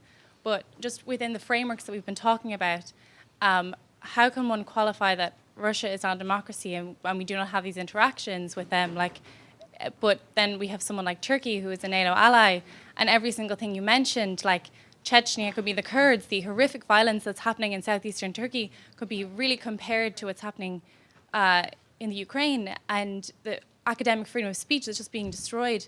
And how can we paint, have one framework with them and a different with Russia? I just was wondering your perspective on that. And then before you address that question, do we have another question for Professor Ornstein from someone else? We'll go over here, I believe. Yes, wait, is your question addressed to Professor Ornstein? Yes. Okay, then yes, please go ahead and identify yourself as well. My name is Keith Leslie. I'm a student at Clark University, and I had a very similar question. I think you've very convincingly made your point that Russia is not a democratic regime, but the United States, both historically and currently, has been allied with some of the most reactionary anti-democratic regimes in the world. I mean, the United States is allied with Saudi Arabia. So how can you say that U.S. and Russian antagonism derives from differences in the system of government when the United States is simultaneously allied to regimes with governments very similar in how anti-democratic and repressive they are?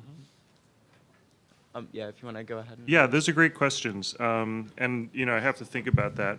So, I think the key thing is that what we're talking about when we're talking about a European security architecture is Europe, where Europe is dominated by a set of organizations, NATO and the European Union, which have been tremendously successful in keeping peace in Europe and prosperity in Europe for more than 50 years. I want to say more than 60 years now, right? And those organizations happen to have, in Europe, a commitment to democracy, right? So you cannot join the reason Russia is excluded, it seems in my view, from the European Union, and sees rightly, I think Professor Hill pointed out, that it can't be but a second-class citizen in the European Union or in NATO, is because it's not a democracy, right? And similarly, Turkey has, in a way, a kind of similar sort of set of problems, right? One of the key reasons Turkey can't join the European Union or won't be accepted to join the European Union is also because it's not a fully fledged democracy either. So that is a disqualification. Now, it's a particular, for Turkey, I think it is a problem, right? I mean, Turkey has a very complicated relationship also with Europe because it's also similarly excluded in this type of way. And it probably has also flirted with going into sort of systemic confrontation with the West. They seem to be a little more flexible in the way they approach things. So they're more cooperative, confrontational. They don't seem to have solidified. They were unsuccessful in solidifying a kind of Mideast power bloc that would enable them to confront the West. And now they may be drawn back into some sort of more relationship with the West. But for Russia, I mean, I think it's very comfortable for if you look at all the aspects. I was doing a list of aspects of the regime in Russia that are really similar to the Soviet Union kind of situation, right? An alternative ideology, a relatively isolated economy, an assertive and anti-Western foreign policy, a Cold War with the West, a cult of personality, and rise of KGB influence. I mean, it's just, for Russia, it's been easy to replay the kind of Soviet game plan, maybe Soviet-light game plan. And that's the extent of either Putin's imagination or this regime's imagination at the moment. So I agree that it's a little of both. I hope that I didn't totally neglect Professor Arbatova's question about the 1990s. I definitely agree that the West didn't behave ideally towards Russia. I mean, the West in the 90s did, in fact, look at Russia, and I think, is that Mary Serrati in here? But no. As a sort of defeated power and didn't do enough, no question. But also these are also appealing, the way the regime is now is partly also the result of Russia's own political inheritance and its own political traditions, including the tradition for President Putin, which is most important, which is the tradition of the Soviet Union. Thank you very much. Do we have any questions for these three panelists here? And who is your question for? To Dr. Hill. All right. And are there any other questions for Dr. Hill? Yes? Okay. If you could deliver your question and then your question, and if you could address both of those, that would be wonderful. And identify yourself as Hello, well. my name is Oleg Shakirov. I'm currently a participant of Stanford US-Russia Forum.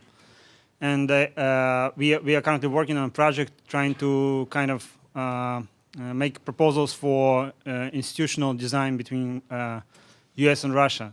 So I know it's impossible to isolate institutional design from political disagreements, but still, we are looking at the past experience in institutions like the OSCE or NATO-Russia Council or G8 or other institutions, and why they failed. To give you a very short example, within the NATO-Russia Council there was a cooperative airspace initiative, which was a project to prevent terrorist activities in the air, but it was only focused on like civilian aircraft, not on military. So in hindsight, we can argue that if it were in the beginning focused on military, then it would be possible to kind of avoid the tragic incident that happened on Turkish-Syrian border. So my question would be if you could give like one or two recommendations what could be done in the future if we restore this cooperation on the institutional level between Russia and the United States and the West. What could that be? Thank you. And over here. My name's Ryan. I'm a senior here at Tufts and a member of the EPIIC colloquium. Dr. Hill, I was hoping you could address Dr. Orenstein's point about Russia undermining European institutions, specifically with media propaganda and information leaks, and specifically how the West might counter these propaganda without undermining democratic principles such as free media and freedom of speech. Thank you. Okay, sure. Well, look, very, very briefly, I know what Russia's like today. I was burned weekly in effigy by one of Putin's youth groups when I was serving in Moldova. Proriv, they also anti-NATO protests in Ukraine. We can argue over the extent of the regime, and there are varying opinions on this. I would just say, in my view, Russia is not the Soviet Union. I lived in the Soviet Union without diplomatic immunity. I've lived in Russia without diplomatic immunity. I would rather live in Russia than the Soviet Union, although I prefer the United States, because the United States is a democracy and open. What the Russians have now is a relative, far freer ability to get alternative points of view, although if they criticize the regime, they do suffer for it. They can travel, they can leave the country, they can come back, they can own private property, cars, clothes, houses, other things. They could do none of this in the Soviet Union, which may explain part of the paradox that public support, parent support for when people go out and into the countryside or into the cities and talk with people, there appears to be more genuine support for the current government than there obviously was in the Soviet Union. If you talk anybody who was there, is because of the relative differences in improvement in life, even though there are definitely, and everyone has to recognize there are these objective criticisms of the real abuses in the system. Now, the point is that, yeah, we don't like it, but these guys are here. We have to live with them like we live with many other obnoxious and unpleasant governments around the world. In terms of cooperation, I mean, we've started deconflicting talks with the Russian military about Syria to avoid running into them. During the Soviet period, we had and reached an agreement with a far less, a far more uncooperative regime, a wide-ranging agreement on avoiding incidents at sea and in the air and other things. Things like this are possible if you just sit down and talk, leave the ideology beside, and start saying, you know, what do you want? What do we both want, and how can we get it without getting into these other areas? You have to separate it out. On the information field, we've forgotten how to do what we did during the Cold War. I ran American broadcasts to Europe, including the Soviet Union, from the Voice of America when the Berlin Wall fell. This does not compromise free media. This simply uses the resources of the government to carry and represent our society to areas that do not necessarily get news otherwise. And in response to the extensive efforts of Russia Today, Sputnik, and other things, it might be worthwhile for the U.S. government to think about spending a little bit more money to an instrument of government, of state power that has been allowed to atrophy, that would not send propaganda, but simply would represent our society. We used to interview Americans, put different opinions on, and simply represent American society to the rest of the world. This is something that, you know, as far back as George Kennan in his X article noted that the best argument and our best weapon is simply to be who we are, to let our system work and have confidence that our system, our open and democratic system, will work and will build institutions that attract other people rather than tell them what they should believe or what to do. And you cannot do this by being silent or by relying on Twitter and ESPN to do it. You do need to make some effort. And this is perhaps something that, if this goes on, the situation the USG might really want to think about. Thank you. Thank you.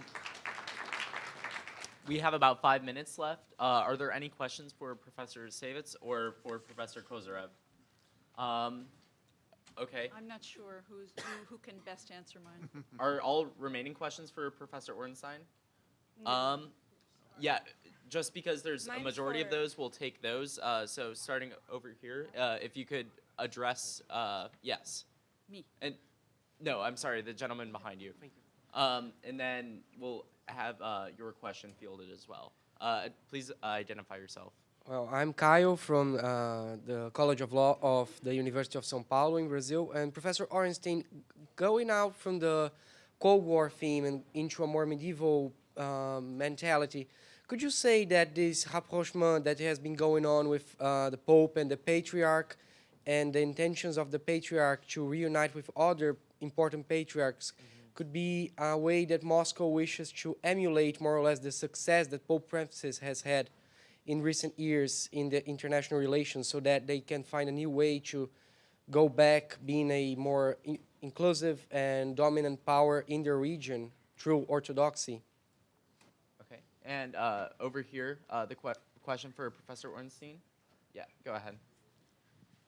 My name is Anna. I'm from Moscow State University of International Relations, and I have a quite a simple answer to Professor Ornstein. You have mentioned that Russia seeks to undermine the European Union itself. Moreover, that Russia endorses far-right and far-left radical parties, and so on and so forth. And I would like to ask you, where is the basis of this point of view? I do not agree with it, because Russia wants to cooperate with the European Union, and we need European Union as powerful, as very powerful and strong. So where are the facts? Tell me, please. Thank you a lot. Yeah, sure. Okay. Yeah, feel free to address. Can I borrow your phone, Carol? Put it away. So. Oh, okay. Yeah, go ahead. Yeah. Okay, my question is also for Dr. Ornstein. Who are you, sir? Yeah, my name is Alex. I'm from the MGIMO University from Moscow. Yeah. I've been there, by the way. I visited your. I took a student group there in 2011. Visited. Yeah. So, Great. Yeah. So, sir, you keep demonizing Russia and its authorities there and accuse Russia of all the possible sins with no ground. You're imposing anti-Russia agenda, and in fact, you're urging the West to give up any cooperation with our country. So, may I ask you just what you're endeavoring to achieve, but by applying to such aggressive rhetoric, and what's more, in today's turbulent world, more and more politicians in the European Union and in the USA, by the way, are pronouncing the need to cooperate with Russia more closely and enhance this collaboration. So do you really believe that this belligerent approach that you're pronouncing today towards Russia will really contribute to this mutual cooperation? Thank you. Mm-hmm. Yeah, those are good questions. Let me go to the Pope and Patriarch one first, I guess. I think that one should look at that visit, which was a really historic visit, between, I think, the first in maybe 1,000 years between a Pope and Patriarch that took place in Havana, Cuba, of all places. I guess I read it as a little bit of it's in the vein of sort of Russia's attempt to establish itself as an authority on Christian values, right? Which was mentioned by a number of speakers today. That's how I see it. I see it as the ostensible purpose of the talk was to talk about ways in which the two could unite to address threats to Christians in different countries in the world, and therefore exert a kind of leadership in moral values. So I think it's to emphasize again this kind of vision, or Russia as a defender of Christian values around the world. So, yeah, please. I just want to put a 2 cents on that. I think that part of Russia's, I don't want to say attack, it's too big, competition with Western Europe is to say Western Europe is decadent, gay rights, same-sex marriage, whatever it is in Western Europe. If you have the Pope recognizing the Patriarch and beginning to talk, then Russia can begin to claim, well, we together represent these great moral values, which again I see as another way of undermining sort of the 21st century as it arrives in the United States and in Western Europe. That's a great answer, yeah. And I on the question of where's the proof about the campaigns, sort of Russia's approach to the European Union and how is it undermining the European Union? Look, I think there's a huge amount of. Are you aware of Russia Today? Do you know that station, Russia Today, and Sputnik? Of course. Those are things. So I mean, there's.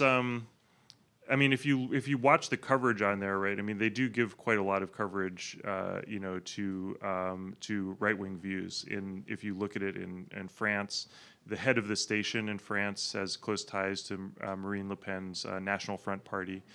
And just today, during the panel, my colleague Carol Savitz gave me a news article which says that Marine Le Pen's party just asked Russia for a 27 million euro loan to finance its whole election campaign. She's running for president. She has actually very good support in France. She's may attain an historic amount. And who's financing the campaign? Well, it's Russia that's financing the campaign. And this is not new. This is the second and third tranche of a loan that was already dispersed in significant amount last year. So there's really strong documentation of, and that's a far-right party, okay? I mean, I hope you would agree with me that the Le Peniste party in France, the Front National, is a far-right, anti-immigrant, xenophobic party. And it's, I became interested in that issue around the Ukraine crisis, right? Because Russia was arguing that we have to defend ourselves against the Ukrainians because they're fascist, xenophobic, et cetera, et cetera. But at the same time, was sponsoring these right-wing parties like in France that do exactly the same type of thing that they were criticizing. And I wrote a number of articles actually in Foreign Affairs, and there were others that were written around the same time that have laid out some of the case for this this point of view. But that's one of the. I mean, it's very clear that the other piece of evidence, like really concrete evidence, is that that when Russia sought to legitimize the Crimea referendum, and sought to get European observers to come to view the referendum, all of the observers from the European side came from far-right parties, except for a couple from Die Linke, the German far-left party. Okay, so they had Le Pen's party came, Jobbik party, the far right-wing party in Hungary came, the Belgian very far-right, and it was organized. That whole support campaign was organized by a group based in Moscow, run by Belgian fascists that organize election monitoring in the former Soviet Union. So those are the two clearest pieces of evidence, and I'd be happy to share that more with you, discuss it more with you. But let me just answer the other. There was one other question. I'm sorry. We're done. That's it. What I would like to do is ask you, Mitch, to meet with the students. Absolutely. So that we can have Maybe a brief question just from this, because this lady is waiting. Yeah, absolutely. Unfortunately, I don't want to hog the microphone. but it's impossible. We really need you to have forbearance with us. There's a dinner. We must be in our seats at 6:30. And static is out the size of this audience. We've never quite experienced this in the afternoon, so we're ill prepared for it. I would ask the next panel to get ready, the panelists to be ready, and that the people try to stay in their seats so that we can conclude. Thank you all for your forbearance. Thank you very much.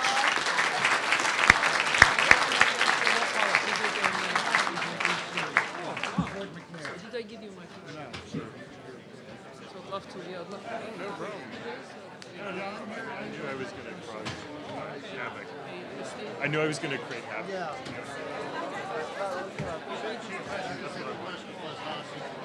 Well, because he said the relationship is based on misperception. So if there's misperception,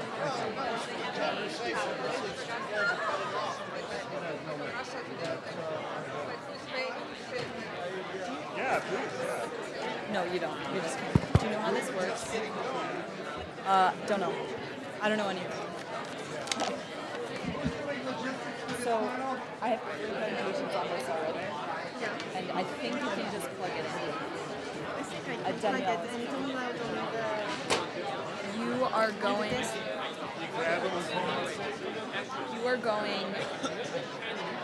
after TVT also. So I can remove this like ASAP. I need help because she also has a presentation, but how does it work? Yeah. Can you do that? And yeah, so Danielle's gonna. No. I know. There's a lot of names going on. So I've got. Do you want this David sandwich? It's crazy. We're on this. What is this, migration? Okay. Yes. Both Russia at the same time and offer them assurance that we will help them. Hi. On this. This little guy. Well, yeah, so we're caught too, because it extended to them. You gotta go. It's called migration.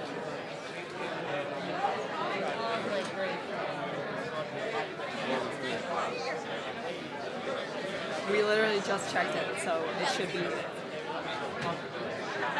No, we are in devices. Here, Secrete, I want to drive. Okay, you said that. Okay, the clicker. I believe this is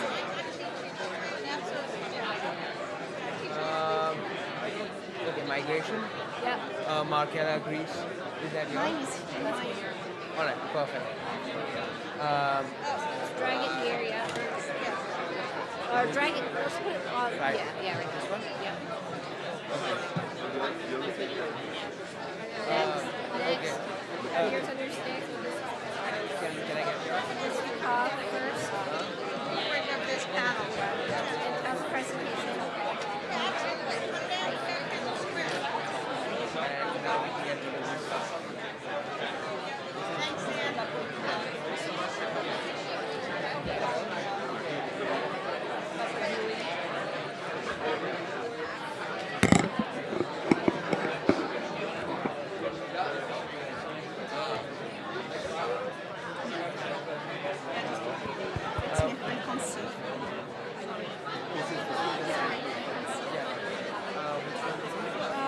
Which one are we going to use? No, use Mississippi. It's the most recent one because I update the numbers on a regular basis.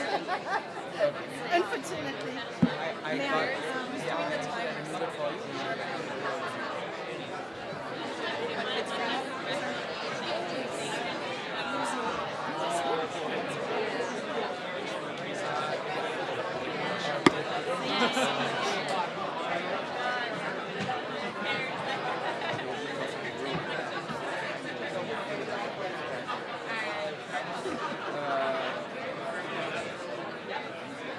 No worries. Just got too much. We don't have. Okay. Those shouldn't be taking up that much memory.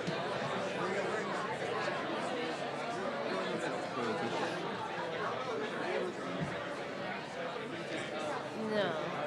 Let's get this going. There we go. And I'm going to have you sit right here, okay? That's not the one. That's the one? No. That's not? I don't know. Can you get this stick real quick? Yeah, sure. Whose is that? Let's try this again. Huh?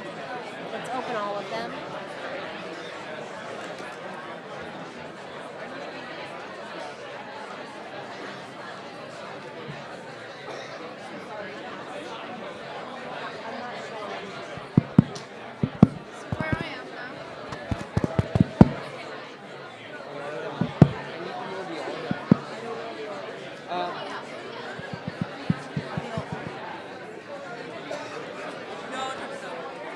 Yeah, I need to know the order so that I can pick them up and then take them down.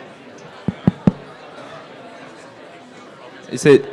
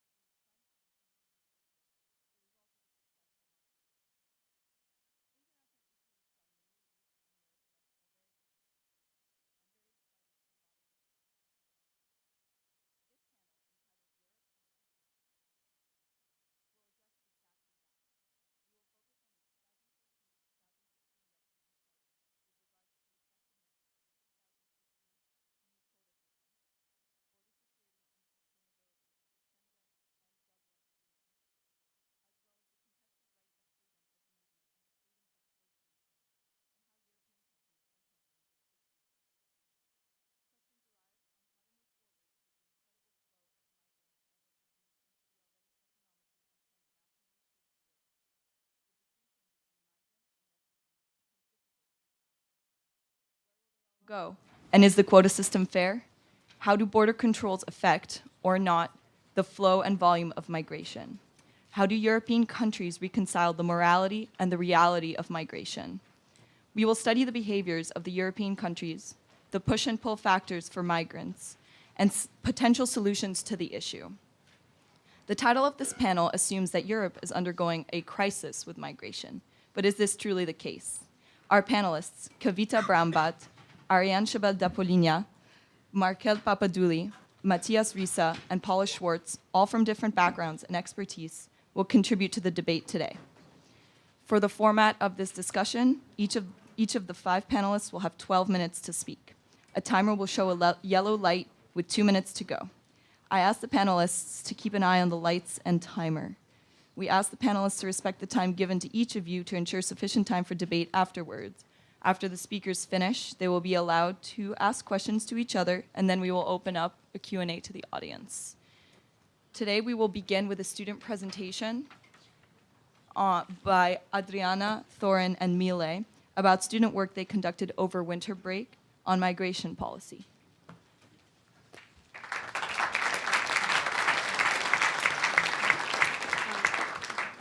Good afternoon, everyone. My name is Adriana. I'm from Barcelona, Spain. I am Mile. I'm from Macedonia. And I'm Thorin from the UK and Iceland. So this year in EPIIC, one of the topics that we've most discussed is the much covered issue of migration. During our class conversations, the 3 of us had an epiphany that we're all in a unique position in terms of our diverse backgrounds. Macedonia and Spain being gateway countries into Europe, and the United Kingdom being a destination country for migrants. We thought this would be an interesting point of departure to further explore how migration policies and attitudes play out on the ground. So this winter break, we all went home, dived into the literature, and investigated to get a better perspective of how discourse on migration was being developed within each country. We will now take you on a little tour of our findings, sharing our analysis of the situation in Spain, Macedonia, and the United Kingdom. A short 14 kilometers away from North Africa, Spain can be regarded as the soft underbelly of Europe. Spain is thus an interesting case study that sheds light on the issue of irregular immigration and border control. On the left is Day, a refugee from Sudan. Fleeing from conflict, Day has risked his life to cross over the fence from Morocco to Melilla in order to complete his tumultuous passage to Spain. The only problem? The barbed fence is 8 meters high, guarded by security cameras and constant police control. Mohammed, on the right, hopes for a better life in Europe, where he can find a job and sustain his family. So much so that he has been in the water 9 hours, swimming past the chain-link border to make it onto the shores of Ceuta, a Spanish enclave on the North African coast. The story of Spanish immigration started as one of emigration, with waves of Spaniards heading to Latin America. Here on the left, you can see my grandmother, Elena Cambó, and my great-grandfather, Francisco Cambó, who fled to Argentina during the Spanish Civil War. Immigration in Spain continued through the Spanish Civil War and both World Wars and was diverted to Europe in the 1960s. However, while the economic and energy crisis in the 1970s, employment of foreign labor in European countries decreased, which ended the high mark of Spain's period of emigration. Within the space of a few decades, Spain has transformed from a sending country into one of the most important receiving countries in Europe. This has been due to political and economic factors such as the evolution from authoritarian to a democratic regime, its membership into the European community, as well as border and immigration policies that initially offered very little in the way of a barrier to entrance. At the start, Spanish migrants were primarily affluent North and Western Europeans who sought retirement in warmer climates. However, with the fall of the Iron Curtain and developments in the Middle East have brought new forms of migration. Now, Spanish immigrants are mostly worker immigrants from North Africa, as well as Latin Americans, Central and Eastern Europeans. The 2 biggest migrant communities are from Morocco and Ecuador. Location makes the situation in Spain particularly unique and interesting. Ceuta and Melilla are Africa's 2 land borders with Europe and the European Union. They are separated from the rest of Europe by the Mediterranean and detached from Morocco and the remainder of Africa by huge fences. Ceuta and Melilla are remarkable in the sense that they are migration non-places.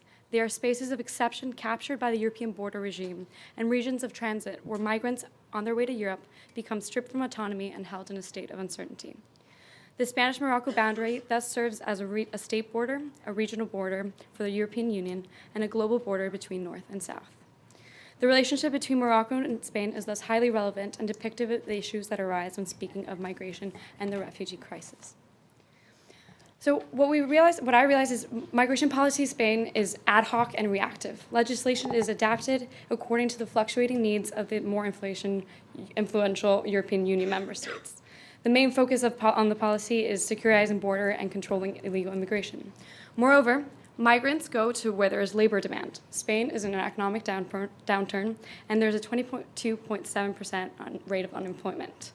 So the reality is that as much as Spain has restrictive asylum policies with low acceptance rates, migrants do not want to come to Spain because there are no employment opportunities available. The question now is what will immigration mean for Spain in the future, and how will it approach this situation? Okay, so next we move on to the case of Macedonia. I will start by presenting shortly the story of Baton Hadziu, the person on the left. Here he is sitting in a town in Western Macedonia called Tetovo shortly after having arrived from Kosovo in 1999 after basically fearing political prosecution by Milosevic's forces at that time due to his determination to continue publishing the Kosovo Daily, a free press during the Milosevic's time in Kosovo. He sought political asylum in Macedonia and stayed during the few months while the war in Kosovo was ongoing. On the right, I believe you might have seen this photo quite a lot lately on our promotional posters. It was actually taken by Ashley Gilbertson at the Greek-Macedonian border, and you can see a Syrian refugee family crossing the border. Next. So when I started investigating the migration policy of Macedonia, I was driven by the fact that Macedonia already went through a pretty severe migration crisis in 1999 during the war in Kosovo. At the top, you can see one of the refugee camps in 1999 in Macedonia, one of the many where around 200,000 refugees were hosted, and Macedonia is a country with a population of around 2 million. This happened at a period of already fragile ethnic relations between the ethnic Macedonians and ethnic Albanians, which 2 years later erupted in violent conflict. Now, today, you can see photos that are not very different from the ones on the previous picture, people walking on the train tracks. However, this is in 2015 with the majority of refugees coming from Greece through Macedonia towards Western Europe, coming from Syria, Afghanistan, and Iraq. So looking at it on a map, while some 17 years ago the refugees were coming from the north and staying in Macedonia for the duration of the war, today most of the refugees, while they come in from Greece, they transit within the duration of 2-3 days and they leave.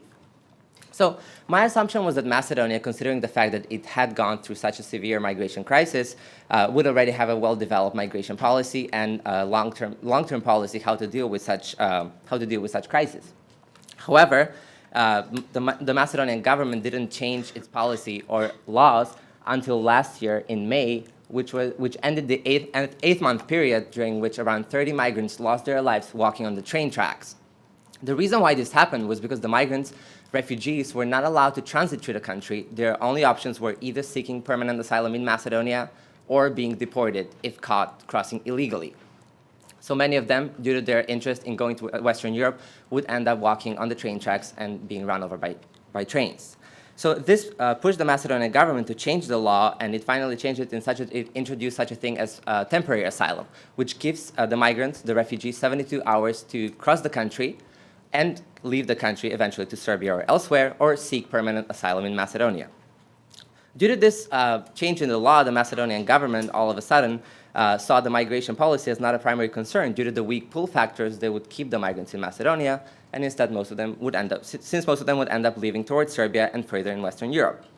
Moreover, most of the decisions taken lately by the Macedonian government in relation to the refugee crisis have been ad hoc decisions and are greatly dictated by the actions taken by neighboring countries and other EU member countries, since Macedonia is trying to prevent a large number of refugees staying within its borders. So in comparing it to Spain, Macedonia is also going through, financial crisis and also has lower economic development opportunities compared to Western Europe. Therefore, it's only seen as a transit country, and the Macedonian government still doesn't see it as such a pressing issue to work on more. Thank you. So Britain is a very interesting case study in how European countries are handling the migration crisis, because it's a paradigm to examine the current political situation. It's hugely relevant to the country's biggest political debate at the moment, which is whether the UK should remain a part of the European Union or whether they should make their Brexit. So up on the screen, you have two figures that symbolize the major players in the UK at the moment. On the right is Abdul Haroon, who was granted asylum, on your left, who was granted asylum after crossing the Channel Tunnel between Calais in France and Kent in England on foot, dodging trains going full speed. He's pictured here leaving a prison in Kent, where he's been held since the crossing, as he's currently awaiting trial after being charged with an 1861 rail obstruction law. On the other side is Nigel Farage, the leader of the UK Independence Party, and in the general elections last May, he enjoyed a surge of support, and overall his party came in third after the Conservatives and Labour, although he only won one seat in Parliament. His party has campaigned fiercely for Britain to leave the EU and objects to any common EU asylum policy that would force the UK to take in more migrants. British immigration history is hard to define as it's changed course many times, and before the politicization of migration, Britain's policy was that anyone living in the British Isles or the Commonwealth had the right to live in the UK. That's about a quarter of the world's population. Britain's conception of citizenship has changed over the course of the 20th century to mean that one had to be able to prove a parent or grandparent was born in the British Isles. And numerous race riots in the 80s are a memorable experience of the British public as a result of living in a multi-ethnic society. And in the 21st century, developments in the Middle East and North Africa have once again opened up this heated debate. It's become absolutely paramount for the British government to establish a coherent policy, but so far they have failed to do so. And one of the largest obstacles to a coherent way forward is the public attitude towards migration in Britain. Studies show that the public is extremely misinformed about the true nature of migration in the UK. For example, a study published by the Oxford Migration Observatory asked members of the British public what they think is the most popular reason for migrants to come to the UK: to study, to work, to seek asylum, or for family. The public seems to think that seeking asylum is the most popular reason for migration, closely followed by work. And this is an extremely skewed view of the situation. Only 4% of those who migrate to Britain are there to seek asylum, and the largest group by far are students and workers. One can hardly blame the public, as news of a migration invasion or flood of asylum seekers has become a regular feature of the British press, as you can see. This misinformation contributes to the dilemma put before policymakers, and situations like the one in Calais last summer only contribute to the narrative put forth by people like Mr. Farage. Furthermore, attacks on the continent, as well as memories of the London tube and bus bombings in 2005, push people to follow the logic that incoming migrants will bring harm to the UK and Europe. And this is a troubling development for Britain, as it's in the same demographic position as other European countries. It needs more workers and has an aging population. For example, vital services like the National Health Service are extremely understaffed at the moment. So this is how the issue ties into the overall political debate in Britain at the moment.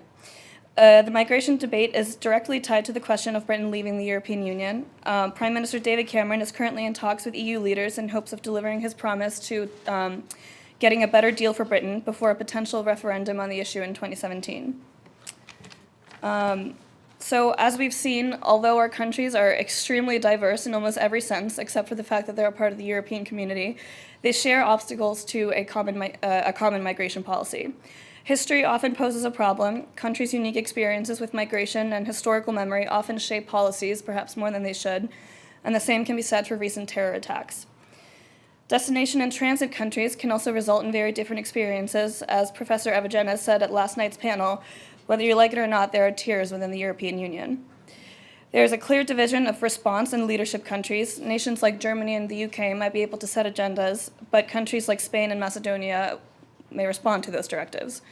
However, as we've explored in EPIIC this year, an effective common policy is needed. There is clearly one important incentive for a common policy, which is Europe's aging population and the resulting need for labor, not to mention the humanitarian and historical obligation to grant those in need asylum. So let's see what today's panel has to say.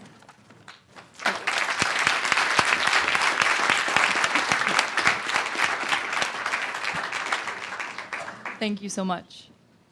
So let us begin with the panelists. We will begin with Matthias Risa, a professor of philosophy and public policy at the Kennedy School of Government at Harvard. He will give us a philosophical view on the migration issue. This will set the tone for the rest of the panel of practitioners that we have here. Please welcome Matthias Risa. No, I don't know.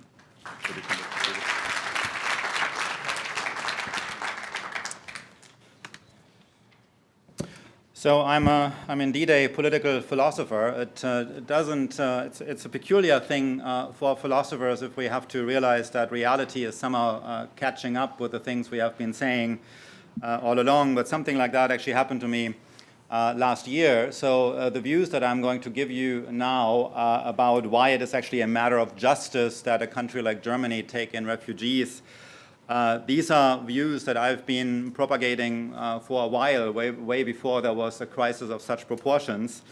And then it so happened that a crisis of such proportions did in fact happen, and the chancellor of my home country did exactly what I would have advised her to do had she only phoned me, but she didn't really have to phone me because she did it anyway.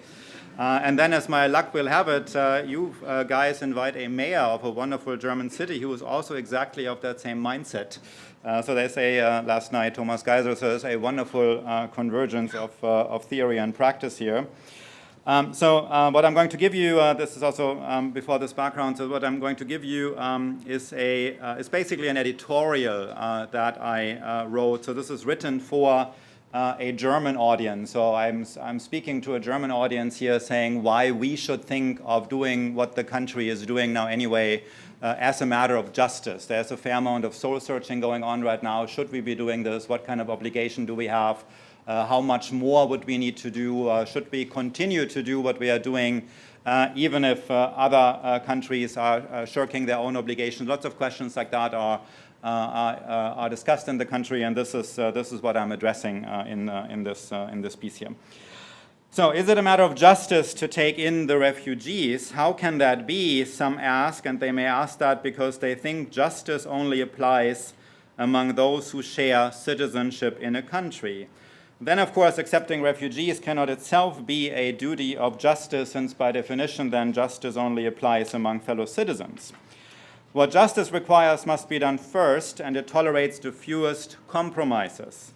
Justice is so important in our lives, especially for governments that, like the German one, want to be legitimate, because it provides the most stringent moral requirements.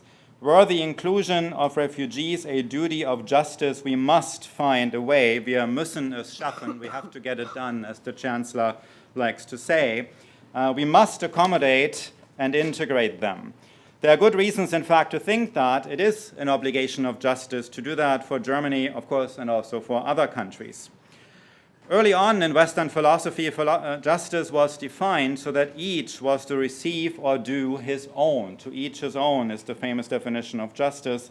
In spite of the terrible abuse of this formulation by the Nazis who displayed it at the entrance to Auschwitz concentration camp, there is no better definition for justice.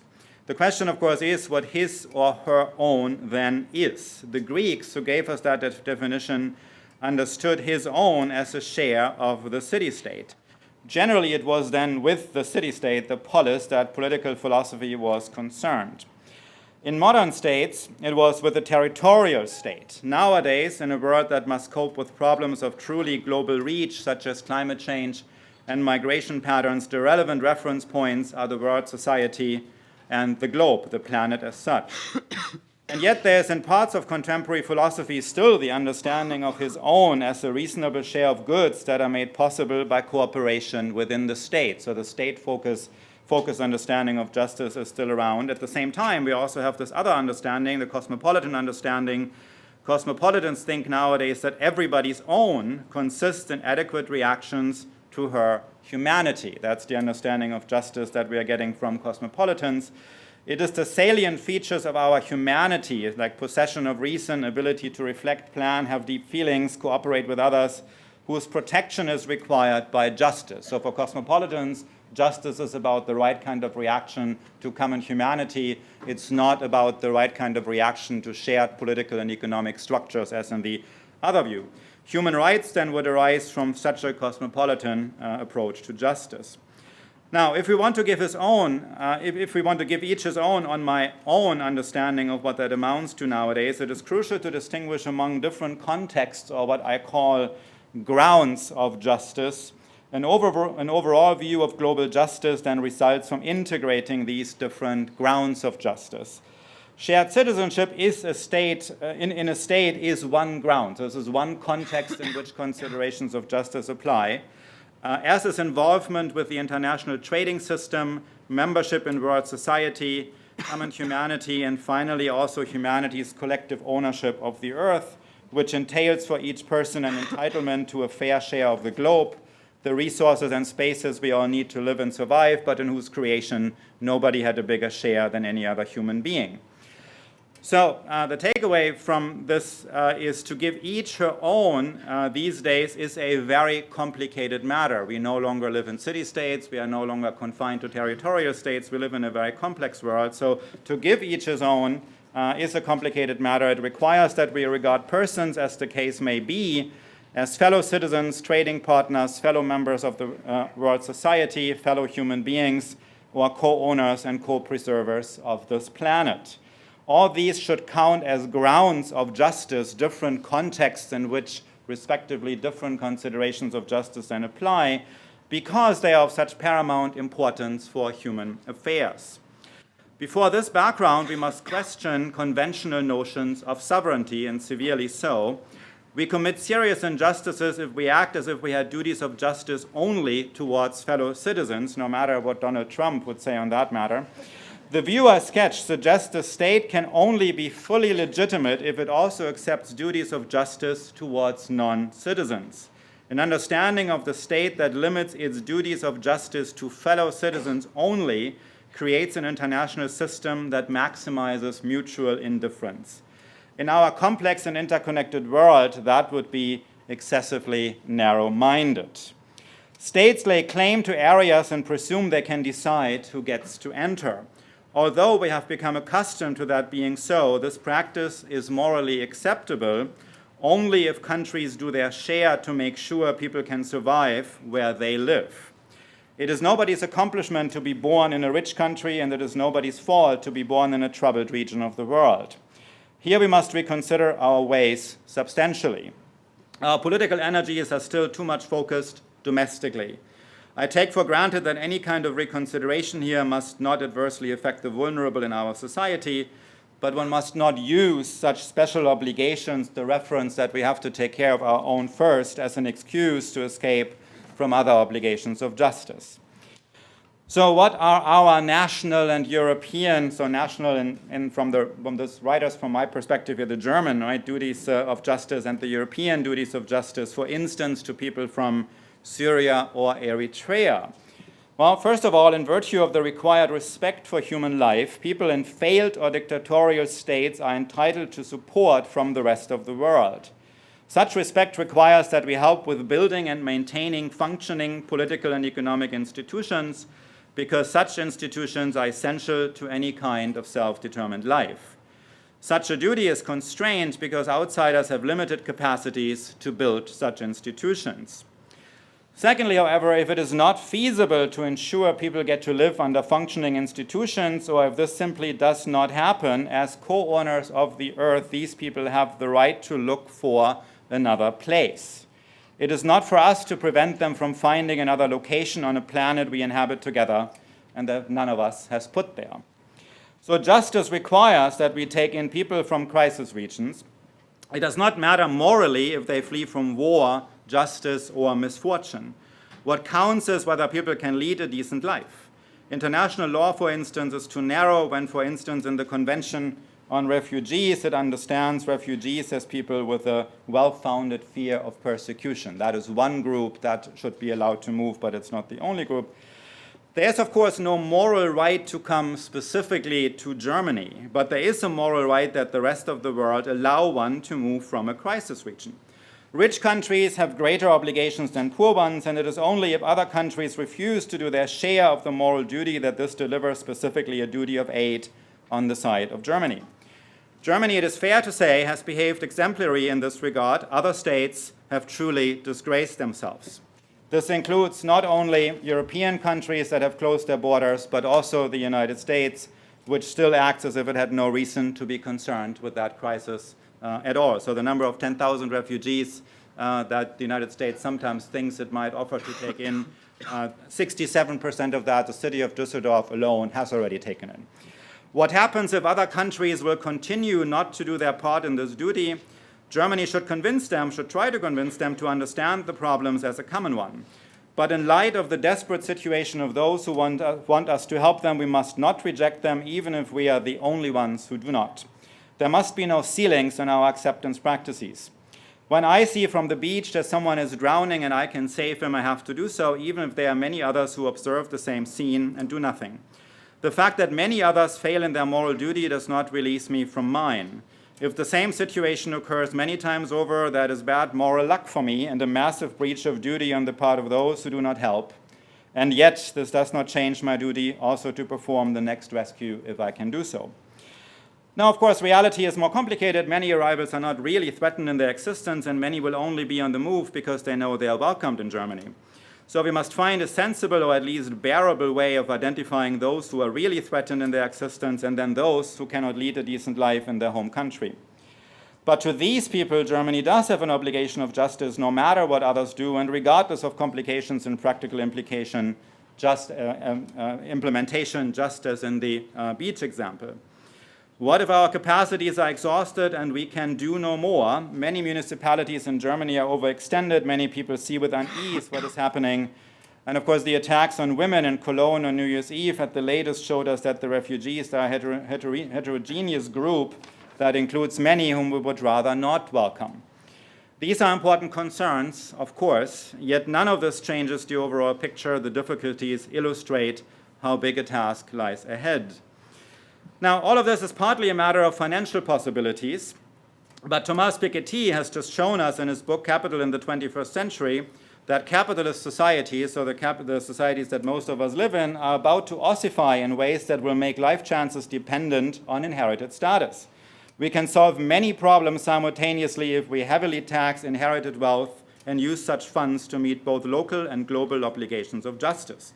The vulnerable at home must not be affected by these measures, of course, but considering the massive sums inherited in Germany and other countries, we can definitely not say that we simply cannot meet our obligation. There's so much inherited money going around in the famous 1%, we can easily cover the costs from there.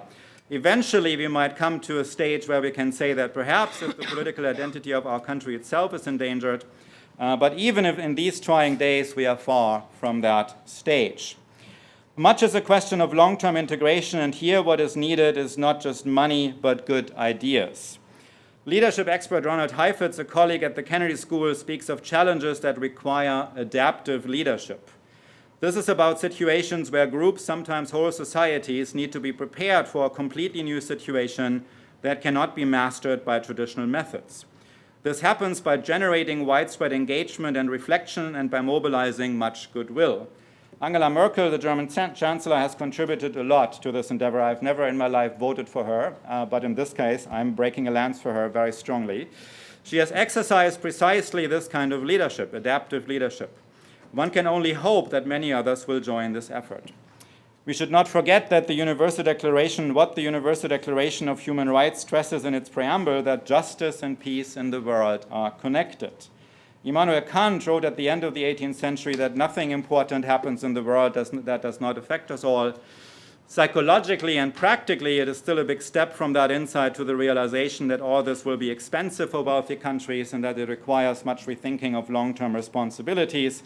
But intellectually, morally, and strategically, this is really not a big step. So I know many of you are thinking, I'm coming from political science, international relations, from law, so who cares what philosophers are saying? These are all pipe dreams. But the reference to the strategic, the adaptive leadership approach was meant to address exactly that point. So often the kind of things that philosophers are talking about when we are saying this is a matter of justice really is a long-term strategic challenge, an adaptive challenge, such that if it's not met, it will come to haunt us eventually.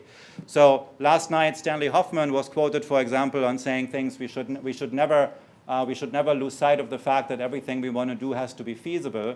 But I actually think this reference is more often used for unproductive and really very harmful effects than for any good purposes. So it's precisely because we are too much driven by what is feasible at the moment. It's precisely because we are driven too much by what can be done the next year or the next 5 years that we are now in this massive crisis where lots of things could have been prevented years ago, but now nobody paid attention. So the idea that we should be too much guided by what's feasible is correct really only if we think about feasibility in long-term prospects, and that immediately brings in questions of justice. So questions of justice and questions of long-term feasibility are the same things. Let's not get discouraged by the admonition that we should be guided by what's feasible. That's exactly the source of many problems. Thank you.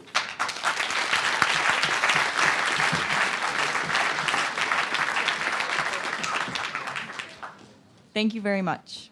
Next, we will hear from Ms. Kavita Brambat, who has spent the last 9 years working for UNHCR in Syria, Lebanon, Jordan, Kenya, Senegal, and Ethiopia. She has a good idea of how the system works and about refugees in camps and urban environments. The organization she just launched, Action Emploi Réfugiés, focuses on leveraging social capital through employment as a key factor of integration in France. You will have 12 minutes. Please welcome Ms. Kavita Brambat. Thank you for inviting me here today, and good afternoon. I've chosen to introduce my short presentation with this beautiful picture of the Paris that I love. It's probably not the pictures of Paris you've been seeing recently. I live in France, and it's in France that I've chosen to launch an online platform that connects refugees and employers. But more on that later. In September 2015, it became, after this famous picture of Aylan Kurdi, it became clear that many numbers of people fleeing Syria, Iraq, and other places was not going to stop overnight. I knew that more had to be done to welcome refugees and shine a positive light on how they could contribute to Europe. Not only do we have a moral obligation towards welcoming refugees, but we as engaged citizens also have an obligation towards fighting xenophobia. I personally knew that I could not remain in a France and continue to tolerate the growing vilification of those coming to our shores who needed our love and not our hate. So having vowed to take a break after 12 years of working with the UNHCR, which took me to Syria, Iraq, Kenya, Lebanon, Senegal, Somalia, and many other countries, I spoke to a number of contacts and colleagues in France who had always been interested in getting together to do something to help refugees. That's how I got together and met these amazing group of people. Diane is a business guru. She works for GDF Suez, which is a big water company in France, and she does water and sanitation in developing world countries. Khaled is a friend of mine from Syria who was wounded in the war and evacuated to France. And both of us, Diane, Khaled, and myself, came up with an idea that the best thing we could do was to help refugees get jobs and help them do it quickly and effectively. At the same time, Mairead, who's been working in startups for most of her professional life in Africa, had the same idea in the UK, and so we decided to get her on board, and that's how we formed the core team of Action Emploi Réfugiés. The important conviction that we had was that we lived in a world and we lived in societies in which inequality had driven communities apart and caused small minorities of people to resort to extreme and violent acts that would harm their fellow citizens. It happened in Syria, it happened in the UK, and it happened in Paris.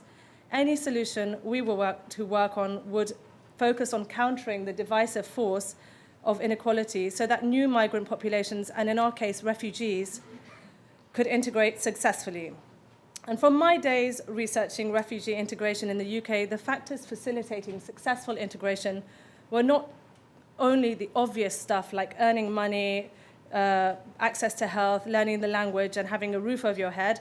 It was also the sorts of soft capital, such as having a sense of belonging, being happy, meeting people, and forming social networks. So we realized that work was crucial to the acquisition of both forms of capital.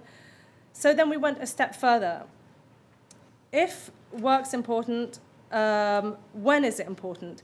So we consulted Iraqi refugees in Sarcelles, which is a small town near Paris, and we understood that the timing of when you start working is extremely important to integration as well. A lot of refugees who started working as soon as they arrived had more positive images of the countries they lived in and had more what they termed successful integration than those who started working a little bit later and who felt during the time that they were looking for work, maybe 2 or 3 years, more and more marginalized and removed from society. So the idea is good, the need is there, but what is the reality of executing such a project? So if anyone knows France, the issue in France of work is an extremely sensitive one due to the high levels of unemployment. Not only that, but sympathy towards refugees after the Paris attacks started dwindling, and so we had to think about the validity of and viability of launching a service that would help refugees get jobs. And for me, these are the most common questions that I keep on getting asked. Refugees, if they come to France, they're going to take jobs from French people. Maybe. Refugees are poor and underqualified and will certainly be a burden on our society. Okay. And if they're none of the above, who knows, they could be terrorists in disguise. So we had to basically deconstruct all these myths. So let's go from the first one. Refugees will take jobs from French people. Well, there are 3.5 million people au chômage, which means unemployed in France, but there are also 1.7 million jobs available. There's a mismatch between supply and demand in the labor market, and we always ask the question, why do French people not want those jobs? A lot of those jobs are in the service sector, are temporary jobs, are seasonal jobs, which French people may not want to do because their working conditions don't suit them. However, the fact is that there are jobs in France, and refugees do want to work, and refugees can work and will do these jobs, whether it's just a temporary solution or whether it's a long-term one. France has even gone so far as to create a talent passport, or have plans for a talent passport, to get immigrants to come to the country for 4 years to work in these sectors. So if that doesn't calm perceptions about refugees taking jobs, the other statistic that could help is the fact that refugees constitute a very small percentage of migrants each year. Here, on average, there are about 200 migrants coming to France every year, and refugees constitute 20,000 of these, so only 10%. This makes the figures and the facts much less threatening. So moving on to the second misconception, refugees are poor, underqualified, and a burden on our society. Well, I only have to repeat the words of Emmanuel Macron, who's the French Minister of Economy. He said, refugees are a resource. They're frequently very well educated, young and well trained, and they want one thing, that's to live in peace. The truth is that 86% of the world's 14.4 million UNHCR mandated refugees live in the world's poorest countries, with only 1.6 million living in OECD countries. The richer, more educated, and more resourceful refugees come to Europe, with the rest crossing the border to the closest safe haven possible. Using this rationale, it's no wonder then that the percentage of refugees in France with diplomas is pretty much the same as the level of French people with diplomas. And finally, the question of the age of refugees coming to France. The average age of refugees coming to France is between 25 and 30 years old, which means they're a young, able workforce that can meet unmet labor needs that France needs in an aging population, which someone had mentioned earlier. And then the last misconception is about refugees. Sadly, deplorable views that refugees are terrorists in disguise. I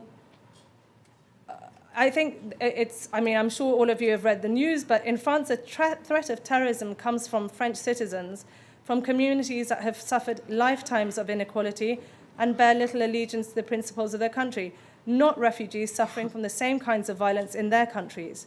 Secondly, having worked in this field for a long time, if you want to come to France as a person with a non-European passport and you want to commit a terrorist attack, it's better if you are the husband of someone, a student, a lover, a businessman, or something else, not a refugee.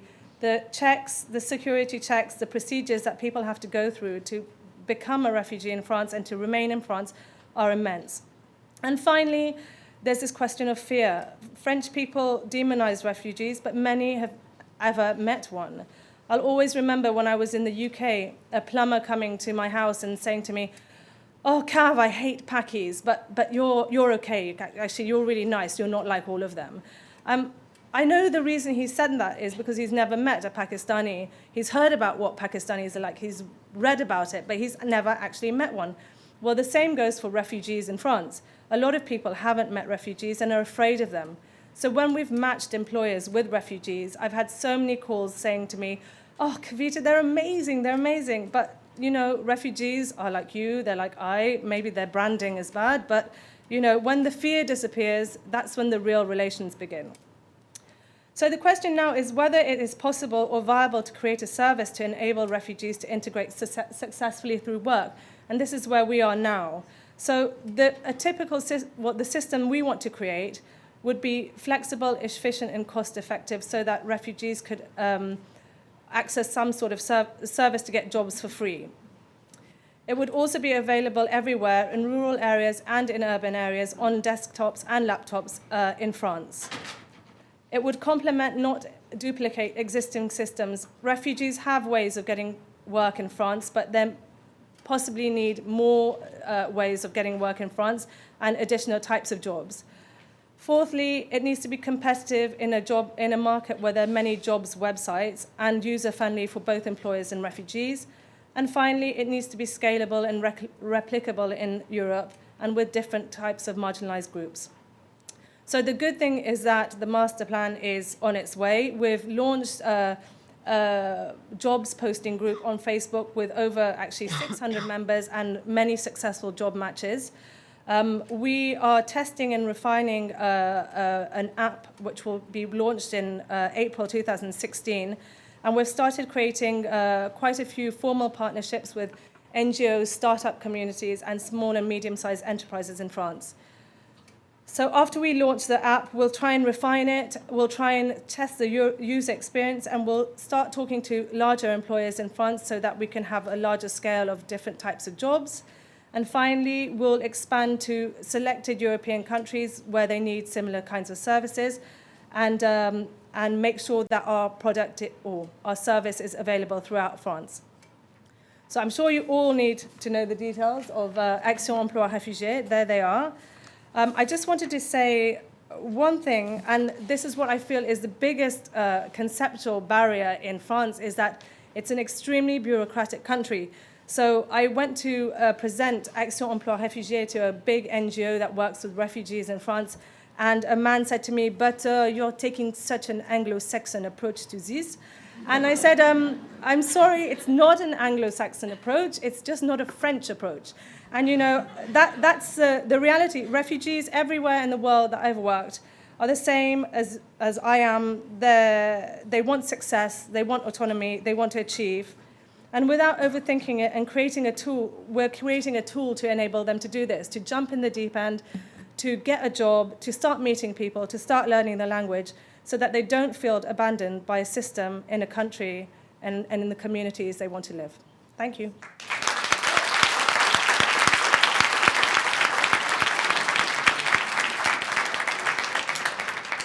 Thank you for that. Next is Professor Ariane Chebel d'Apollonia. Yeah, sorry. Who is an author of Migrant Mobilization and Securitization in the US and Europe. How does it feel to be a threat? A professor at Rutgers University as well. Her research focuses on the politics of immigration and anti-discrimination, security issues, racism and xenophobia, extreme right-wing movements, immigrant integration, urban racism, and European policies. Please welcome Professor Ariane Chebel d'Apollonia. Don't start the clock because I'm trying to find my presentation. It's Don't presentation start. 2. 2.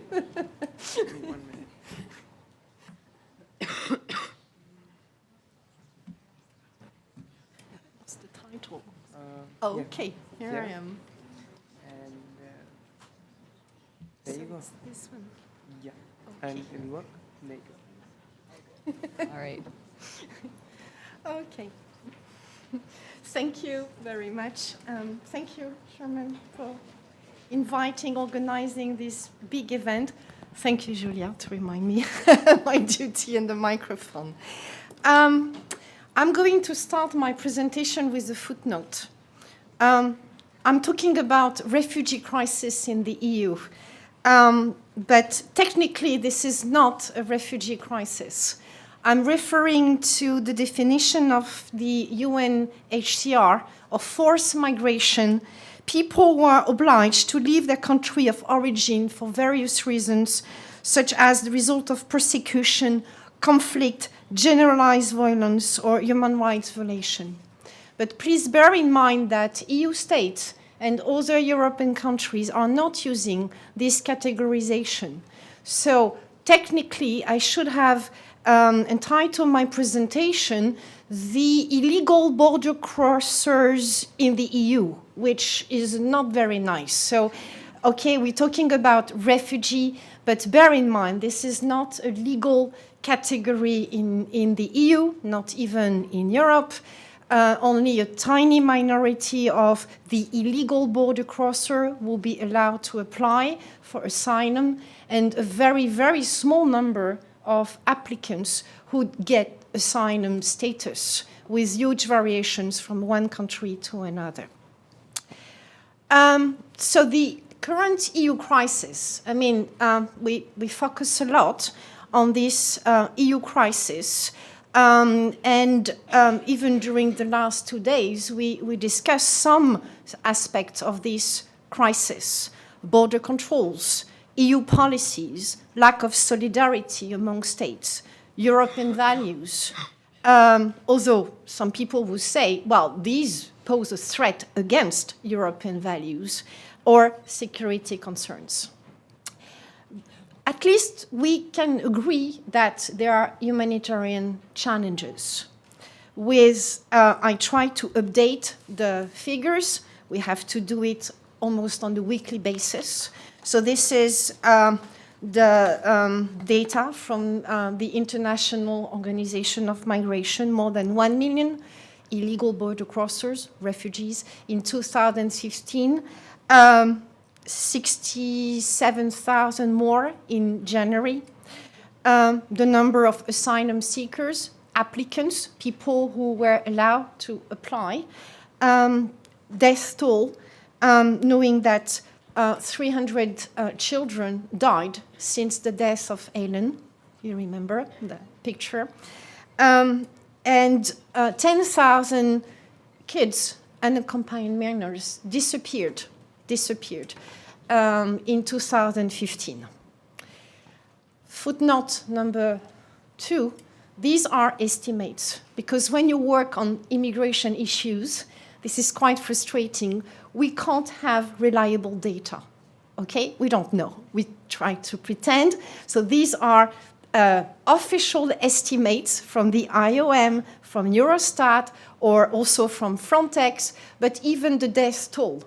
On average, I'm sorry to mention that, but for one body recovered, there are 2 other deaths, okay, on average. Okay. So that's what we tend to present, to discuss at the current EU crisis. But my point is that, although we focus a lot on the situation since last summer as the result of the Syrian crisis, I will also ask you to bear in mind that there are other routes, and that the so-called refugee crisis, or the so-called invasion of European countries by illegal immigrants, started a long time ago. It started with the West Mediterranean route, the Ceuta-Melilla crisis 20 years ago. Then, because of the rechanneling effect, we had the Lampedusa crisis 15 years ago. And now we're talking about the Lesbos crisis. But the Lesbos crisis, fueled by the Syrian crisis, all these crises are incremental. I'm talking of a layer cake, you know what we call in France, a millefeuille, okay? So we're dealing with a millefeuille of different crises.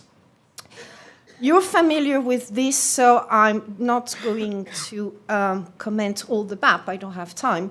But please remember that from the EU perspective, from the legal EU perspective, what really matters is the country of origin, where refugees are coming from. And for example, people from Eritrea, from Nigeria, have less chance to be qualified, to be authorized to apply for asylum than people coming from Syria or Afghanistan, and to minor extent, Pakistan. Those from Kosovo have zero chance, because Kosovo is a safe country according to the Dublin standards. And why we focus a lot on the people arriving, including arriving in Germany, more than 1 million, we should also bear in mind the number of people who are deported back to their country of origin or to the safe country or safe third country. And while Germany was welcoming Syrian refugees, while German authorities were deporting people from Kosovo because they're illegal economic immigrants. So they're not included in the resettlement plan in the Commission proposal.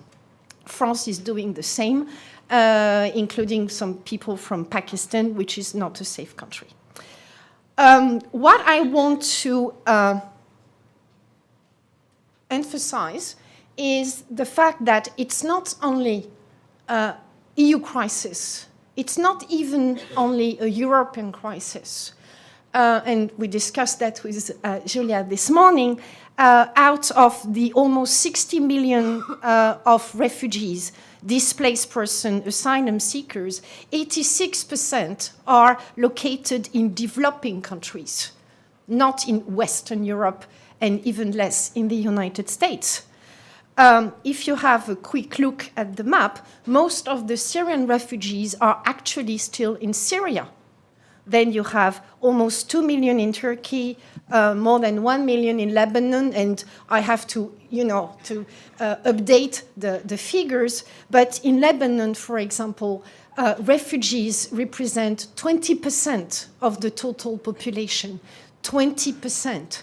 The total number of refugees actually in Europe still represent less than 0.1%. Okay, put things into perspective. What is also interesting is that when you look at the UNHCR data, you realize that this is the list of the major refugee hosting countries.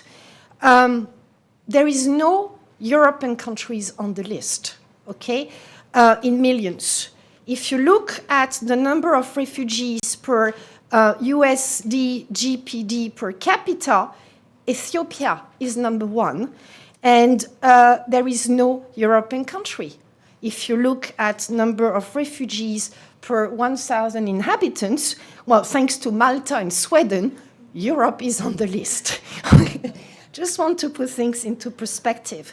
And if you really want to understand what's going on, this is the most interesting map.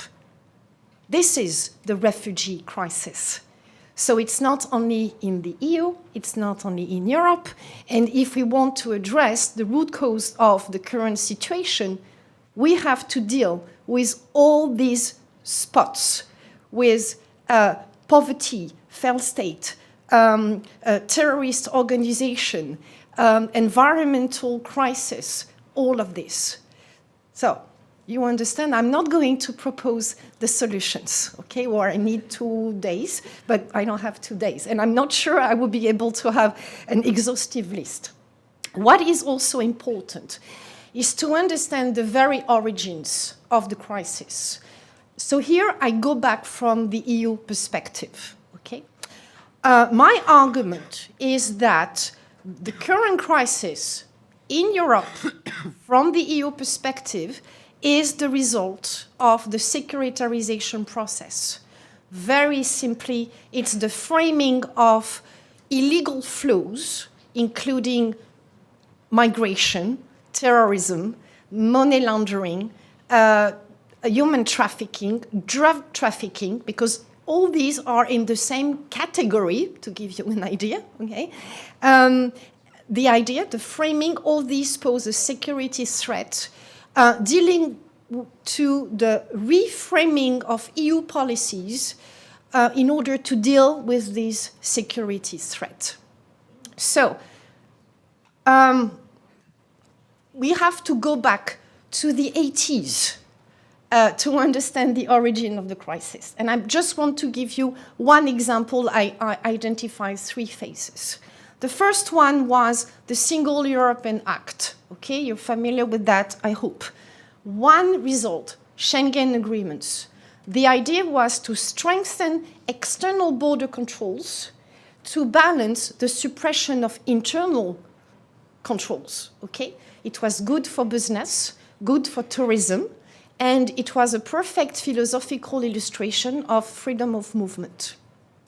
This started the securitarization of the external borders and the militarization of the borders, as illustrated by the Spanish policy in Ceuta and Melilla. Example number 1. Stage number 2, the 90s. Immigration became not an EU policy, because there is no EU immigration policy per se, but immigration became an issue, a policy area of common interest. So the EU member states started to cooperate. What was important was the main result, the Dublin Convention, which was designed to secure the Schengen area and mostly to limit the number of applicants for asylum as a direct consequences of the increase of refugees, asylum seekers from East European countries after Kosovo, the end of the Cold War, and everything.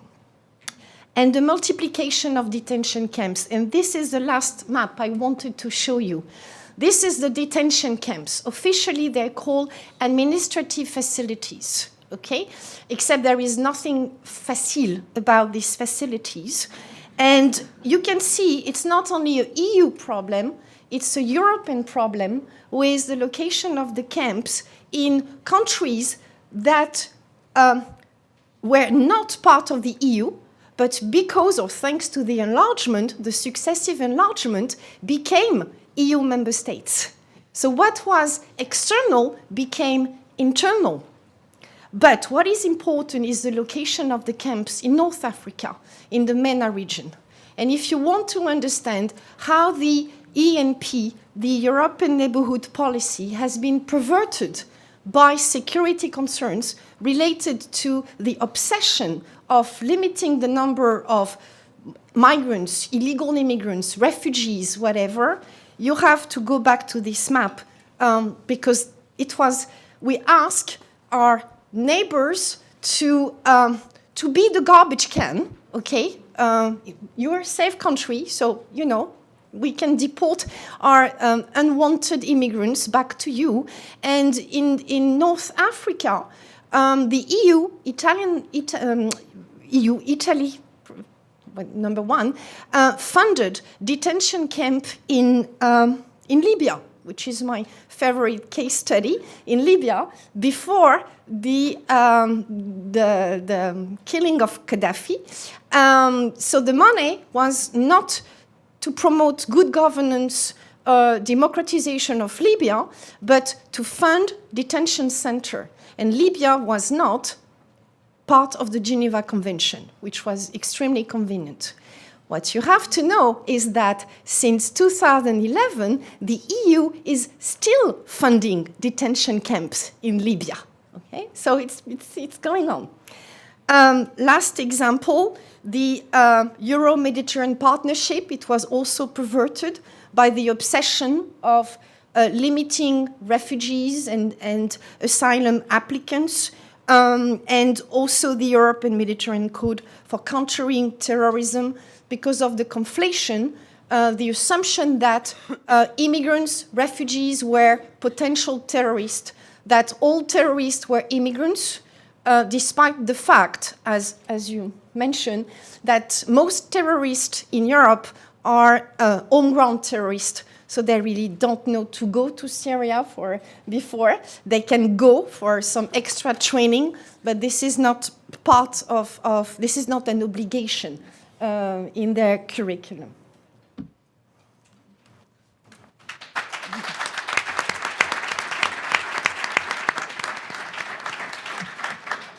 Thank you.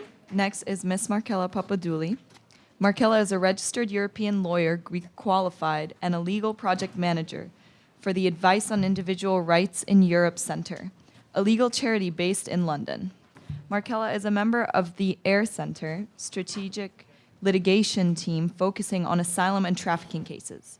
She currently manages the Esme Fairburn-funded trafficking project focusing on the provision of free legal advice and representation to victims of trafficking, the delivery of training to relevant stakeholders, and the representation of the AIR Center at conferences and meetings worldwide on asylum and trafficking. She is also a lecturer at London South Bank University on European asylum law and policy and international refugee law. Please welcome her.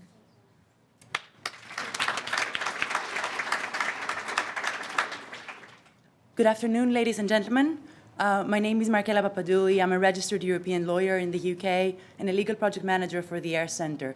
This stands for Advice on Individual Rights in Europe, a legal charity based in London, responsible for some of the most influential human rights cases before the European courts. It is an honor to be among you today, even though I must admit that I'm given a very difficult task, which is to try and explain why and what, in a legal practitioner's view, is wrong with the common European asylum system in 10 minutes. However, I will try and accept the challenge and do my best not to bore you with too many legal terms. I also apologize in advance for my harmless and, I swear, non-contagious cough, which is very annoying and may interrupt my speech. In order to explain what is wrong with the Common European Asylum System, or the CIAS, as we Europhiles call it, I will first give you an overview of what the system is. Then I will go on to explain how the Dublin Regulation, the European responsibility sharing mechanism, is currently making the management of the migration flows more difficult. I will further give you some data on Greece, which will help you put into perspective the extent of the crisis and why the current system is so dysfunctional within this context. I will finally share with you some thoughts on alternative solutions to the Dublin system and pose some questions for reflection on the wider implications that Dublin has on the European Union identity, linking it thus with the issues discussed in the very interesting panel yesterday. As you may already know, since 1999, the EU has been working to create a common European asylum system based on 3 pillars. The first pillar is the harmonization of protection standards through the aligning of the EU states' asylum legislation. The second pillar is effective and well-supported practical cooperation, while the third pillar is increased solidarity and sense of responsibility among EU member states and between the EU and non-EU countries. With the first pillar especially at heart, EU rules and legislative instruments were adopted, setting minimum common standards, which aim to ensure that asylum seekers are all treated equally in an open and fair system wherever they may apply. The Common European Asylum System encompasses 4 main instruments for the purposes of this discussion: the Qualification Directive, whose target is to harmonize the criteria by which EU member states assess who is a refugee and who isn't; the Asylum Procedures Directive, aiming to harmonize the procedures by which the EU member states make this very assessment; the Reception Conditions Directive, aspiring to synchronize the reception conditions offered to asylum seekers across the EU member states; and finally, the Dublin Regulation, a system which allocates responsibility for the examination of an asylum claim once it's lodged in an EU member state. And this is exactly what the Dublin system was meant to be when it was first conceived. Not a burden-sharing mechanism allocating responsibility over how many asylum applications will be examined by each country, but rather a responsibility-sharing mechanism which could tell us who is primarily responsible for an asylum application once lodged in an EU member state. The general rule of the Dublin system is that asylum applications are to be processed in the first EU country where the asylum applicant enters. For example, if an asylum seeker has entered to Switzerland via Italy, based on the Dublin regulation, Switzerland would be entitled to return the asylum seeker to Italy to have their asylum application processed there, since Italy was his or her first port of call. The obvious point made here, for geographical reasons, is that this rule was doomed to fail, as it disproportionately affects member states located at the external borders of the Union, such as Italy and Greece. To put the impact of the Dublin system in the context of the current migration crisis, I have collected here some recent statistics by UNHCR. As you can see, only the first 2 months of 2016, approximately 1 million people have arrived in Greece irregularly through the Eastern Aegean Islands and the Evros routes. This number, combined with the average number of arrivals of 1,337 people per day, makes it easy to spot the first failing of the Dublin system, its geographical disproportionality. And bear in mind that the numbers I just mentioned don't even include the hauntingly large numbers of asylum seekers dying en route to protection, en route to Europe. In the context of the current financial crisis, which has hit Greece and other external border member states particularly hard, it is easy to see how these numbers and a limited financial ability have led to failure to process and accommodate asylum seekers, thus leading to grave European and international human rights violations.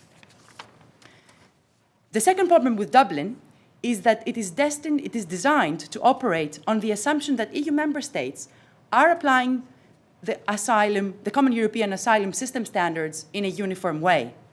This assumption is unfortunately false. EU member states do not offer the same level of protection in practice, and therefore individuals do not enjoy similar protection across the EU. See, for instance, the case of MSS versus Belgium and Greece, where the Grand Chamber of the Strasbourg Court found, in effect, that reception conditions in Greece for asylum seekers in Greece were so bad that they may amount to inhuman or degrading treatment or punishment, a violation of Article 3 of the European Convention on Human Rights. In this case, the European Court of Human Rights ruled against Belgium for returning a young Afghan asylum seeker to Greece because Greece was his first port of call. In short, Strasbourg found that reception conditions in Greece, a country that has signed up to the common European asylum system, are equal to torture.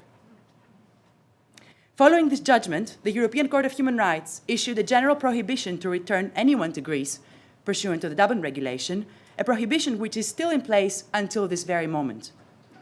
However, this discrepancy in standards of protection is not limited to Greece compared to Belgium, for example.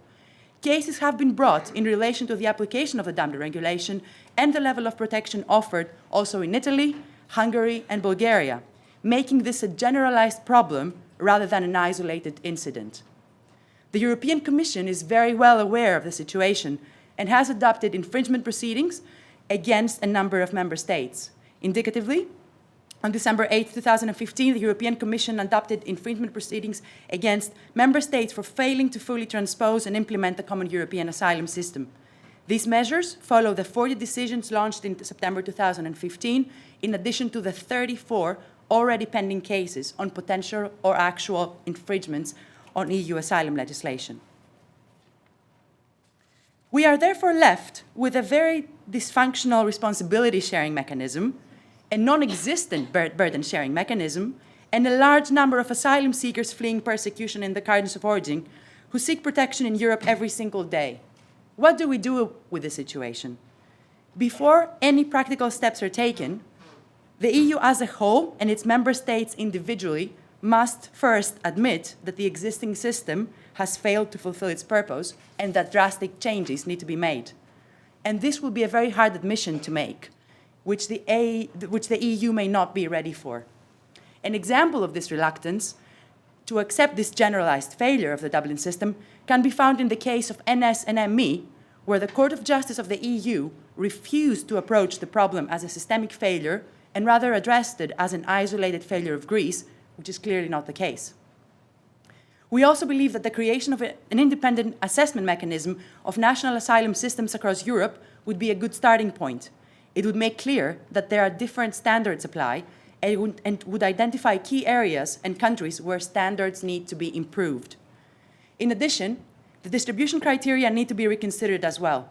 Pressure should be taken off the southern border states, such as Greece, which clearly cannot deal with the burden of taking a disproportionate share of EU asylum seekers. The EU also needs to do more. It needs to improve communication with persons seeking protection in Europe, through the better understanding of the profile of asylum seekers, their vulnerabilities, and their wishes. This is necessary if the EU wants a humane and practical system which takes into consideration the asylum seekers' reasons for onward travel. Any changes to the Dublin system must be the fruit of a pan-European political consensus on the issue. Political collaboration, good faith, and open-mindedness should accompany every step of the procedure. For example, it is especially damaging where countries like the UK effectively opt out of reforms and improvements.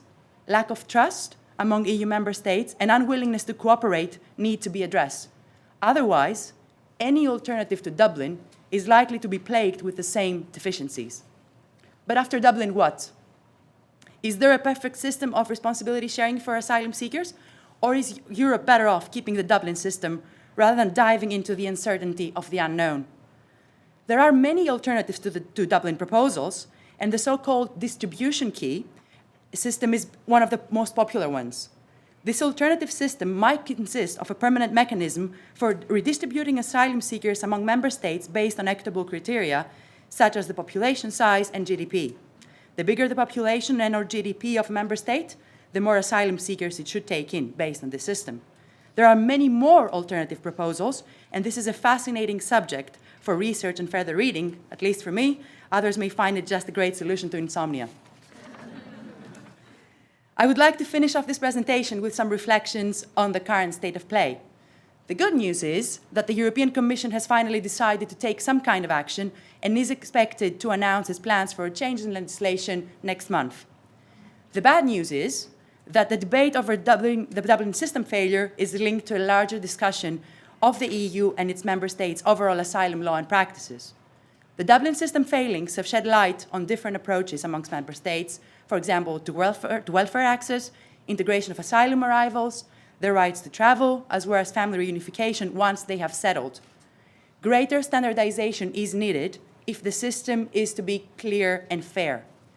The 2015 migration crisis also has raised fundamental issues for the EU as a political union and has exacerbated existing Euroscepticism.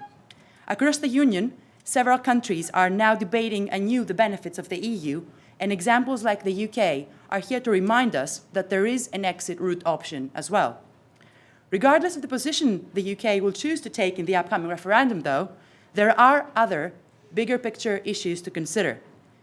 What is the foreign policy of the EU?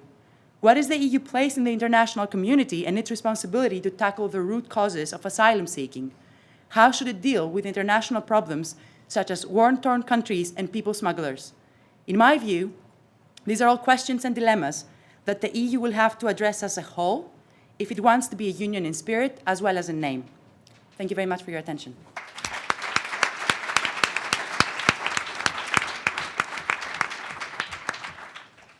Thank you. And finally, welcome Paula Schwartz, who runs initiatives called Startup Boat and Startup Aid, an Impact Accelerator.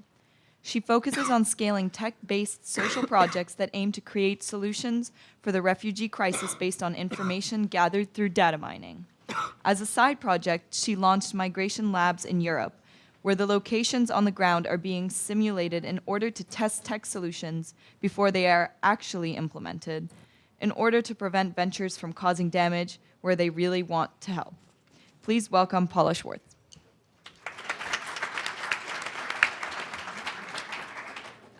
First of all, thank you very, very much for having me. I hope everyone can hear me okay. My name is, excuse me? If you want to bring the mic closer to you. All right. Is it? I'm too tall. Hello again. My name is Paula Schwartz. I am half Greek, half German. I live between Berlin and Lesbos, where currently we have 4,000 people arriving every day. And I grew up on an island that's called Samos, which is 1,000 meters from Turkey. When I was a kid, I used to drive around that island thinking, you know, how much can be done also on this Greek countryside that in the years to come was increasingly collapsing, unfortunately. So when I came home, I have a background in political sciences and technology. I came home after a world trip last summer, and I decided to invite stakeholders on something that was called the Startup Boat to develop an innovative solution for the topic of migration, because already last summer in July we saw the numbers pick up increasingly, and it was actually just before the largest boom that we then saw in August and in September 2015. And so I had strategists from Lufthansa, consultants from McKinsey, a couple of NGOs, a refugee friend of mine who was working as a gardener on the island. I had all of them join the boat. It was 18 people in total, and we developed a solution that was called First Contact, which is an information platform for refugees in Arabic, in English, and in Pashto. And in the first week, we already had 18,000 users. And at some point, the user numbers went up to 800,000. So it was incredible to see that happening. Directly after I came home to Berlin, a number of people reached out to me and said that they're actually also working on solutions for the refugee crisis. So I didn't really know what to do, and I found a landlord who had some property that he wasn't doing anything with. And I asked him to open up the first migration hub, and which later became the migration lab. I will touch upon that point a little bit later in the discussion. So we had 200 initiatives that joined us in that migration hub on the first day. It's a free co-working space for initiatives that are currently dealing with the refugee crisis. And since there's a lot of research involved, and most of those concepts are obviously in development because the face of the refugee crisis keeps changing, we thought that it would be the best way to go about to actually give people the ability to speak about what is happening. After we were running the migration hubs for a while, we opened spaces in London and in Athens as well. And I felt increasingly uncomfortable being in Berlin, and I was running the migration hub there. But the problem was that Greece was increasingly collapsing, and this is where my personal heart is. So I decided to focus on bringing the humanitarian aid down to the region that is actually being developed in Europe. And this is the entry point of my presentation today. I am speaking about an impact accelerator that is called Startup Aid. That was a direct result of Startup Boat. And Startup Aid actually accelerates impact just like other accelerators focus on making money. We say that per month we can actually grow social and humanitarian ventures by 25%. So Startup Aid has the mission to bring humanitarian aid from offline to online. What we have seen is that humanitarian aid currently is fragmented, it's not digitized, and it's highly uncoordinated. That means that mistakes are made numerous times. It's very expensive to actually provide aid, and there's a lot of uncoordinated efforts. And what we saw is that entrepreneurship, technology, communication, and also a form of inclusive behavior can actually make a difference here. And we decided to actually reach out to the international community and look at the tools that we've seen now a year almost into this crisis. And the idea is to find the best tools out there to actually also with the migration hubs and the migration labs have places where they are being discussed, they're being developed further. And then we have partnerships with universities and research institutes in order to develop those tools further. And usually I get a letter of intent from the teams who actually run these projects to also come down for a while to work together with us and to improve those tools further. Now, one case study of the harbor, we call the harbor the internet that we use to coordinate the different tools that are currently being tested or that are being implemented on the ground. And one of the very early projects that is still operating today and is doing extremely well is called Marhakar. Marhakar is a first aid delivery service on the Greek islands, and the problem that we saw actually was that when you have a doctor who is helping with the boats to get them out of the water, then usually this guy who is highly needed at the front lines, he has to get into a car and look for diapers on the entire island because no one has a clue if there is diapers or not, for example, or let it be anything, men's shoes, we have firewood being requested. And so we launched this service as a sort of Uber solution where drivers sign up. These are volunteers who say, yes, we would like to actually transport stuff from A to B when we get a request. And we launched this project with €6 with WhatsApp groups and a Facebook channel to coordinate the demands and the requests. And we managed to do 200 deliveries in the first 10 days. After 3 weeks, this spun out into its own NGO. And we're very lucky that it's now fully funded. And there's a team actually of 5 people, I think, running it. And what's interesting about this is that, we have onboarding documents to enable other people from around the world to join the team. And the way that it works is that they read through a document, they understand the process of demand and supply matching, and then they're actually immediately able to get into the operations. And what's cool is that if you're in another time zone, that's even better, because when people in Europe are sleeping, we need someone to monitor those devices. So we actually have a very active girl from Kuala Lumpur and from Washington also who are administering this device. And it's just very inspiring to see what is happening. So what we did is we engaged into a number of partnerships here to understand, based on the data that we're gathering, if we're going into a right way. When we test projects, then we're very careful to also say, okay, maybe it didn't go so well and maybe there's not a demand for it. So we're not arrogant about things, and we really try to have this research component in everything that we do, because otherwise you create a bubble bath and you say, no, this is going to work just because you want it to work. But the truth is that sometimes it doesn't, and it's good that not everything works, because then you have the lead towards the real direction that you want it to take. And we're being extremely methodological about these things. Exactly, this is a site that I had twice. So we decided to focus very much on the Southern Europe and MENA region for the first year now, because we are looking into the scaling of our operations, meaning that all projects are based on technology and organized in a way that should enable them to actually cover a number of regions quite quickly, since they're based on technology.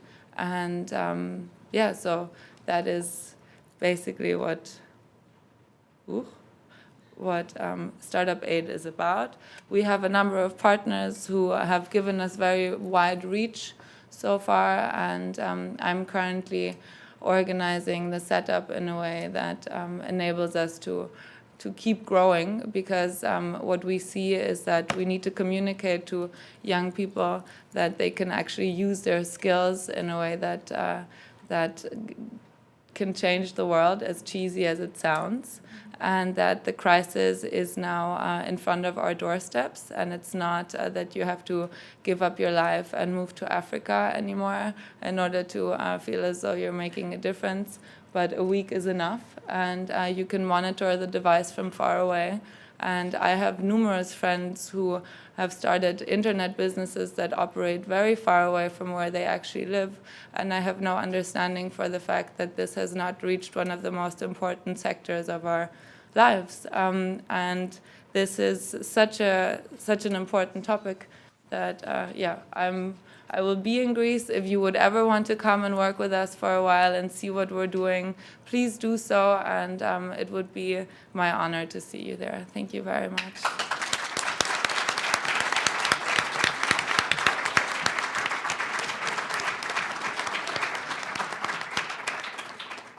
Thank you to all the panelists. We now have some time for the panelists to ask each other questions if they would like. I would like to state that we only have until 4:45 for both panelist questions and audience Q&A. So if any panelists have any questions for each other?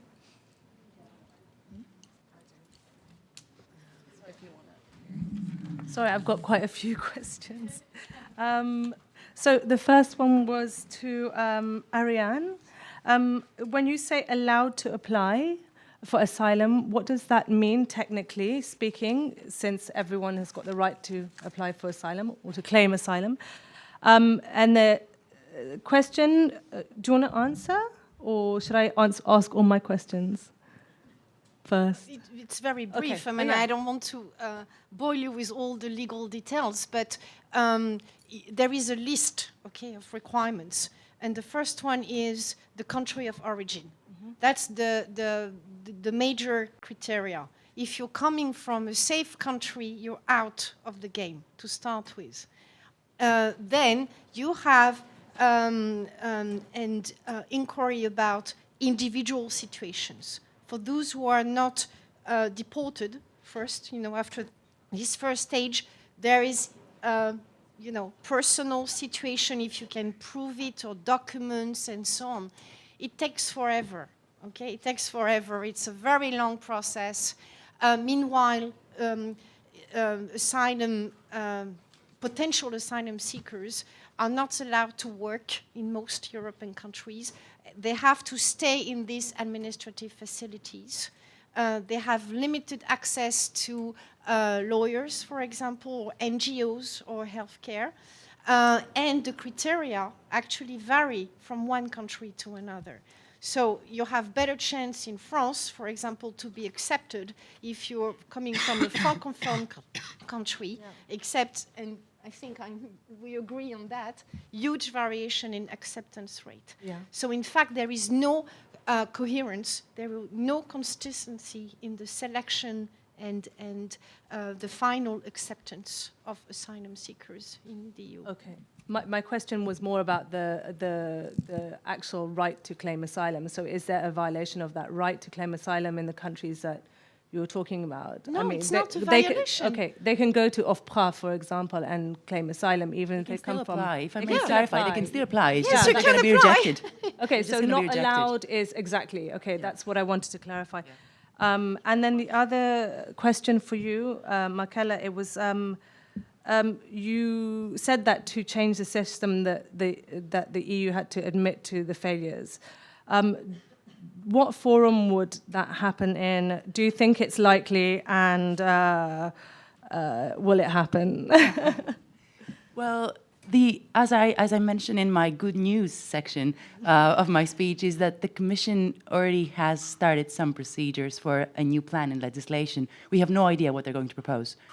But a forum that this can happen, for example, it could be the Court of Justice of the EU.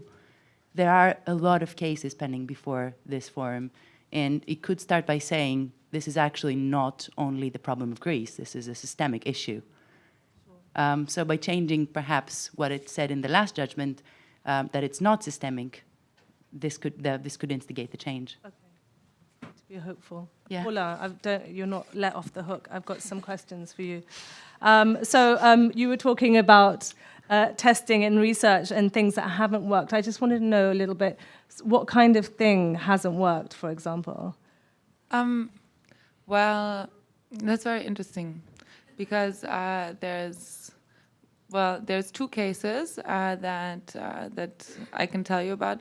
One is we thought, refugees arrive everywhere on the Greek islands, right? So you don't really know, or even at the land border regions, you don't know where people arrive. And we thought that a carpooling service for refugees would be something that's really cool. So in Arabic and in English, for example, yeah. And then, unfortunately, because this is a highly political field as well, we found it very difficult to implement. We launched a test version, and we had 18,000 users in the first 2 days on the platform. So it's really crazy to see that happening. But the legal situation is such that it's still, you know, something that we need to do more research on. And the second thing is that we launched a very small fund of 10,000 euros to provide immediate access of emergency goods in a specific region, because we saw that usually NGOs are a little bit slow with providing money for stuff that is immediately needed. And that is also something that's not scalable. You know, so usually we have a sort of twist in a project, and even though we were able to get the money, it's a success factor, and we're very happy about that. But the model itself is not effective enough. The last question to you again is: I work with UNHCR and IRC and different NGOs, and they're quite resistant towards change. And I was just wondering. Have you had any resistance by bigger organizations to you trying to innovate? Because it's I mean, it's amazing what you said, and it's a great field to innovate in. So it's extremely interesting to see what is happening, because in the beginning, of course, you know, I've been in this topic for a while before anything started, and in the beginning it was very closed. And then it was sort of like you're the little brother and they don't want to regard you. And this is why we didn't engage into too much communication with contemporary NGOs, because we saw that if we would even start talking about it, we would just lose time, and we had to be really effective. And now I am in constant contact with the UNWFP, for example, UNICEF, UNHCR, and they honestly call us up a lot and thank us for what we're doing. And they say that, you know, they will focus on other things that are more offline, but there's no way that they can engage at the moment, just because it's also about technical knowledge that they cannot provide at this very point in time. So. Yeah, it's also technical. Also a technical question for you, but maybe you have something to say about it in France. How do you manage the border, if I may say, between helping and providing illegal support? Because in most European countries, you can go to jail if you help refugees. So how do you deal with this? And same for you. Well, so from a legal perspective, as much as I understand, and I think I'm not uneducated about this, you help someone illegally if you help them cross a border, for example. If they have been registered in a region, and then also as a civilian you provide support, if they are registered, that's all right, right? And we are very careful not to do that, to transport people over borders. And we currently don't have a project in place that transports people, so we focus on providing an ecosystem of an infrastructure, supply chain management, connectivity is something that we're focusing on very much, educational technologies, so we're not transporting people, and we are not actively going into the field of mobility for that specific reason. We call ourselves the Bon Coin of refugee jobs in France. Bon Coin is like the place where you can get jobs easily in France, online. And so we had someone from the legal team of Bon Coin consulting with us, as well as a lawyer from Allen & Overy, who did our terms and conditions. But essentially what we're a platform where refugees can meet employers. So we have no liability. that's not true. We hope we have no liability. Be careful. But That's no, my point. and I have to say that I spoke to IRC here in America about it, because they have a similar service in the States. And it's a litigious culture, so I thought, the worst thing can happen here. They told me that that the woman who got caught having sexual relations with DSK was actually a refugee who was put in that job through an IRC program online. So I was like, brilliant. Okay, so if they got off the hook, then it will hopefully help us in case anything horrific happens. But those are definitely enormous questions that we've had to deal with. Because if you provide a job, even if you open your home to someone, you may go to jail. We're not providing jobs. We're putting people in contact. I'm not a lawyer, I promise. All right. Great conversation. And now we're going to open up the floor to questions. You can step up to the microphone. Please identify yourself and ask one question to one panelist for the sake of time. This is also not a place for comments. This is really a place for questions for the panelists. So, okay, this means we have like 13 minutes. All right, let's start here. Thank you very much. I don't envy you your job this afternoon. My name is Art Gibb. I'm from the Naval Academy in Annapolis. Thank you all for your comments and, more importantly, for your passion and your commitment. Dr. Chabel da Bologna, this morning and again this afternoon, you focused on the origin-based policies of EU migration. And you also talked about the importance of humanitarian, the emphasis on the individual. So presumably, the alternative is something that looks at each individual and their circumstances. But how does something like that work? What is your alternative to a country of origin-based system, given the challenges of verifying people's story and all that would go with that? Thank you. Can we have that question over here? Sure. Hi, my name is Ananda. I am a student at Tufts and Fletcher, dual degree. My question is for Ms. Papadouli. I hope I pronounced it right. Is there any way that, not the EU, but in general, information could be provided to refugees that are entering the EU about what their rights are, about what the legal regulations are regarding their treatment in the EU? Is there any way that you could, think of that we could spread that information to them? Thank you. Thank you for your question. But this illustrates what I mentioned very briefly this morning. Conflicting goals based on conflict of norms or priority. Of course, it's almost impossible, technically impossible, to deal with all these people on an individual basis. But still, it should be the objective. My concern is that because of the EU framing in terms of security concern, the nation of origin will remain the dominant criteria for a very long time. And among Syrian refugees, they were the best candidate so far since the Paris attack, and since the idea that some Daesh militants could, infiltrate these refugee flows.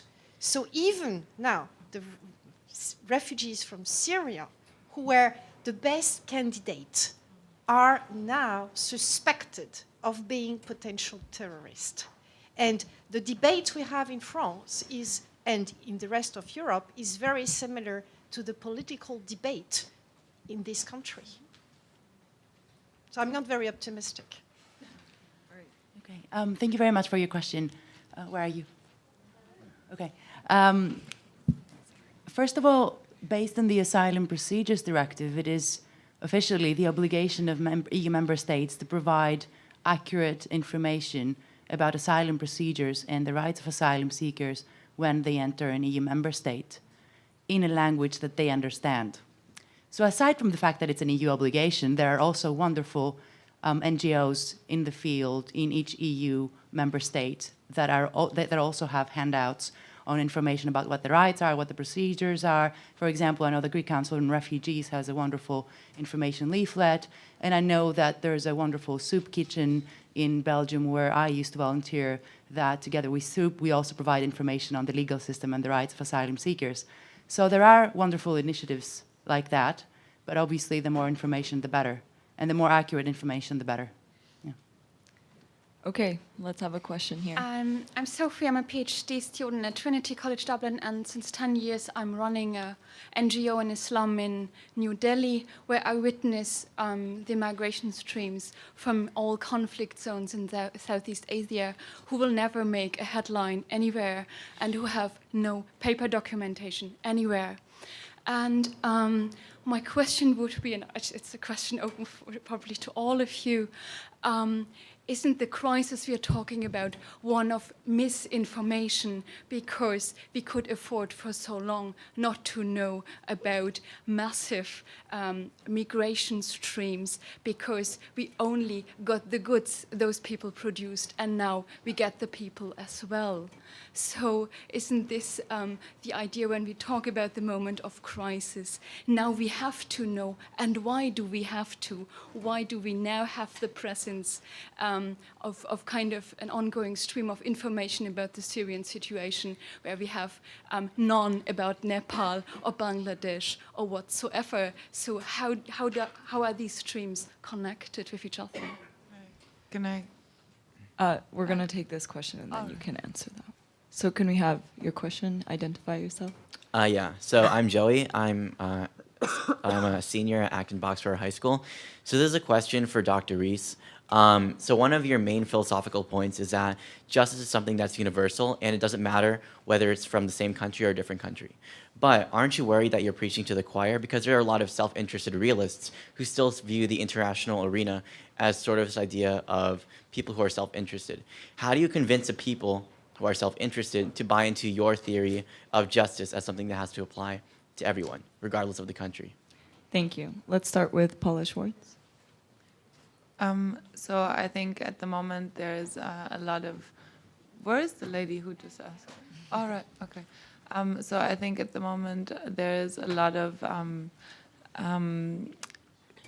energy unleashing in the region, and you know, I used to work at Human Rights Watch, and there, for example, they said that a moment of conflict is also a moment of opportunity, because it's a chance now to resolve what is going on down there. And I understand that it's a horrible scenario, but the thing is that, you know, if it wouldn't be a chance now to actually resolve it and talk about it, and I think efforts are being done, and I think this is also why we're here and why we're taking this very global approach to talk about it and talk about what went wrong in the past and to find a new way forward.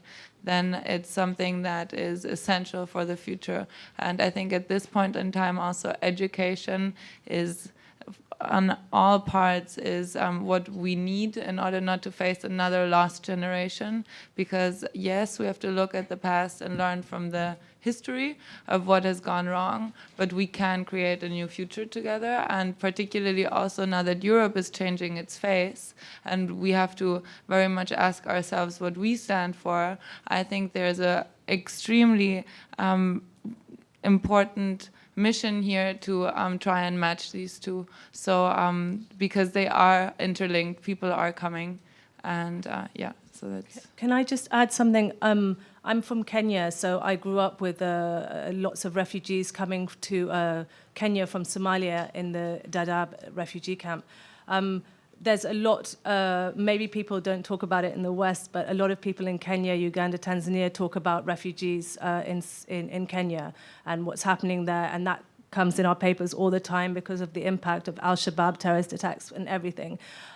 There's a lot of innovation that's done in East Africa and in West Africa, and I also agree with you. You know, sometimes it would be nice to see that innovation impact on what's happening in Europe, and see how we can learn from previous crises that not in Europe, but are very similar in nature. So it would be nice to see some two-way learning. Okay, we have about 4 minutes left. I'm sorry, it has to be a hard break, so let's have. Oh, I'm sorry. That's 4 minutes. So realism is actually a funny term for an international relations position, if you think about this, right? So this is a group of scholars who are called realists because they think certain things are real, certain things matter, certain things explain change, and they call that realist, and other people agree that other things are change, other things are driving explanations, other things matter, so it's a kind of a weird a term to begin with, right? So my take on that is, look, the kind of realist you have in mind are people who say we have to focus very much on what's doable in the near future.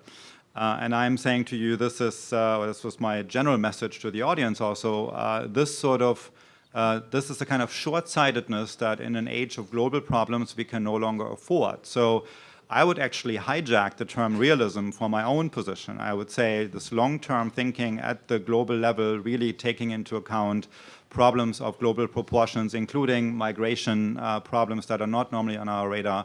That's the only sensible realist stance to take. Everything else, every other kind of insistence on realism, that's really the short-termism, is going to come to haunt us very quickly.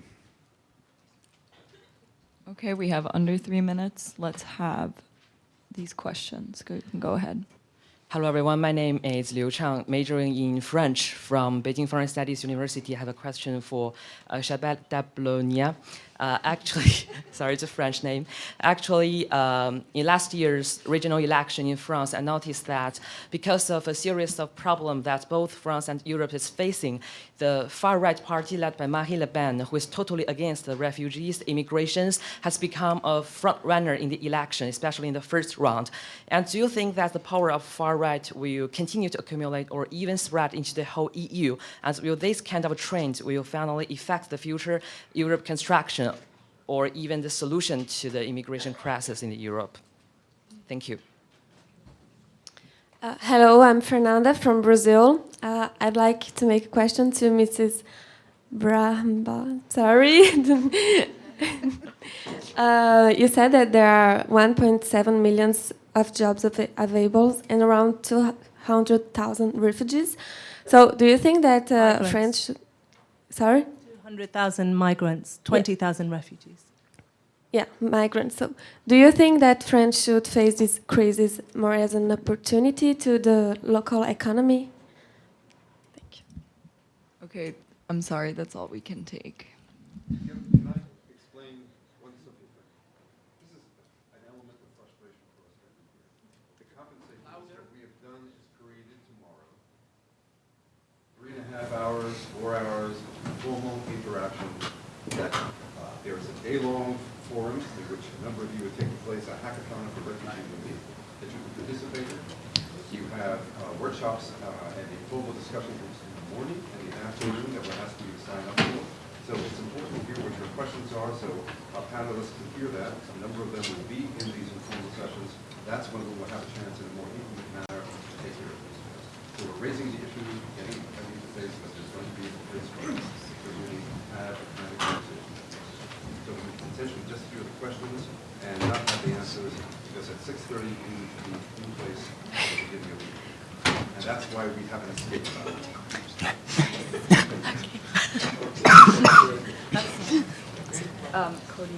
Cody, your question, you're going to be answered.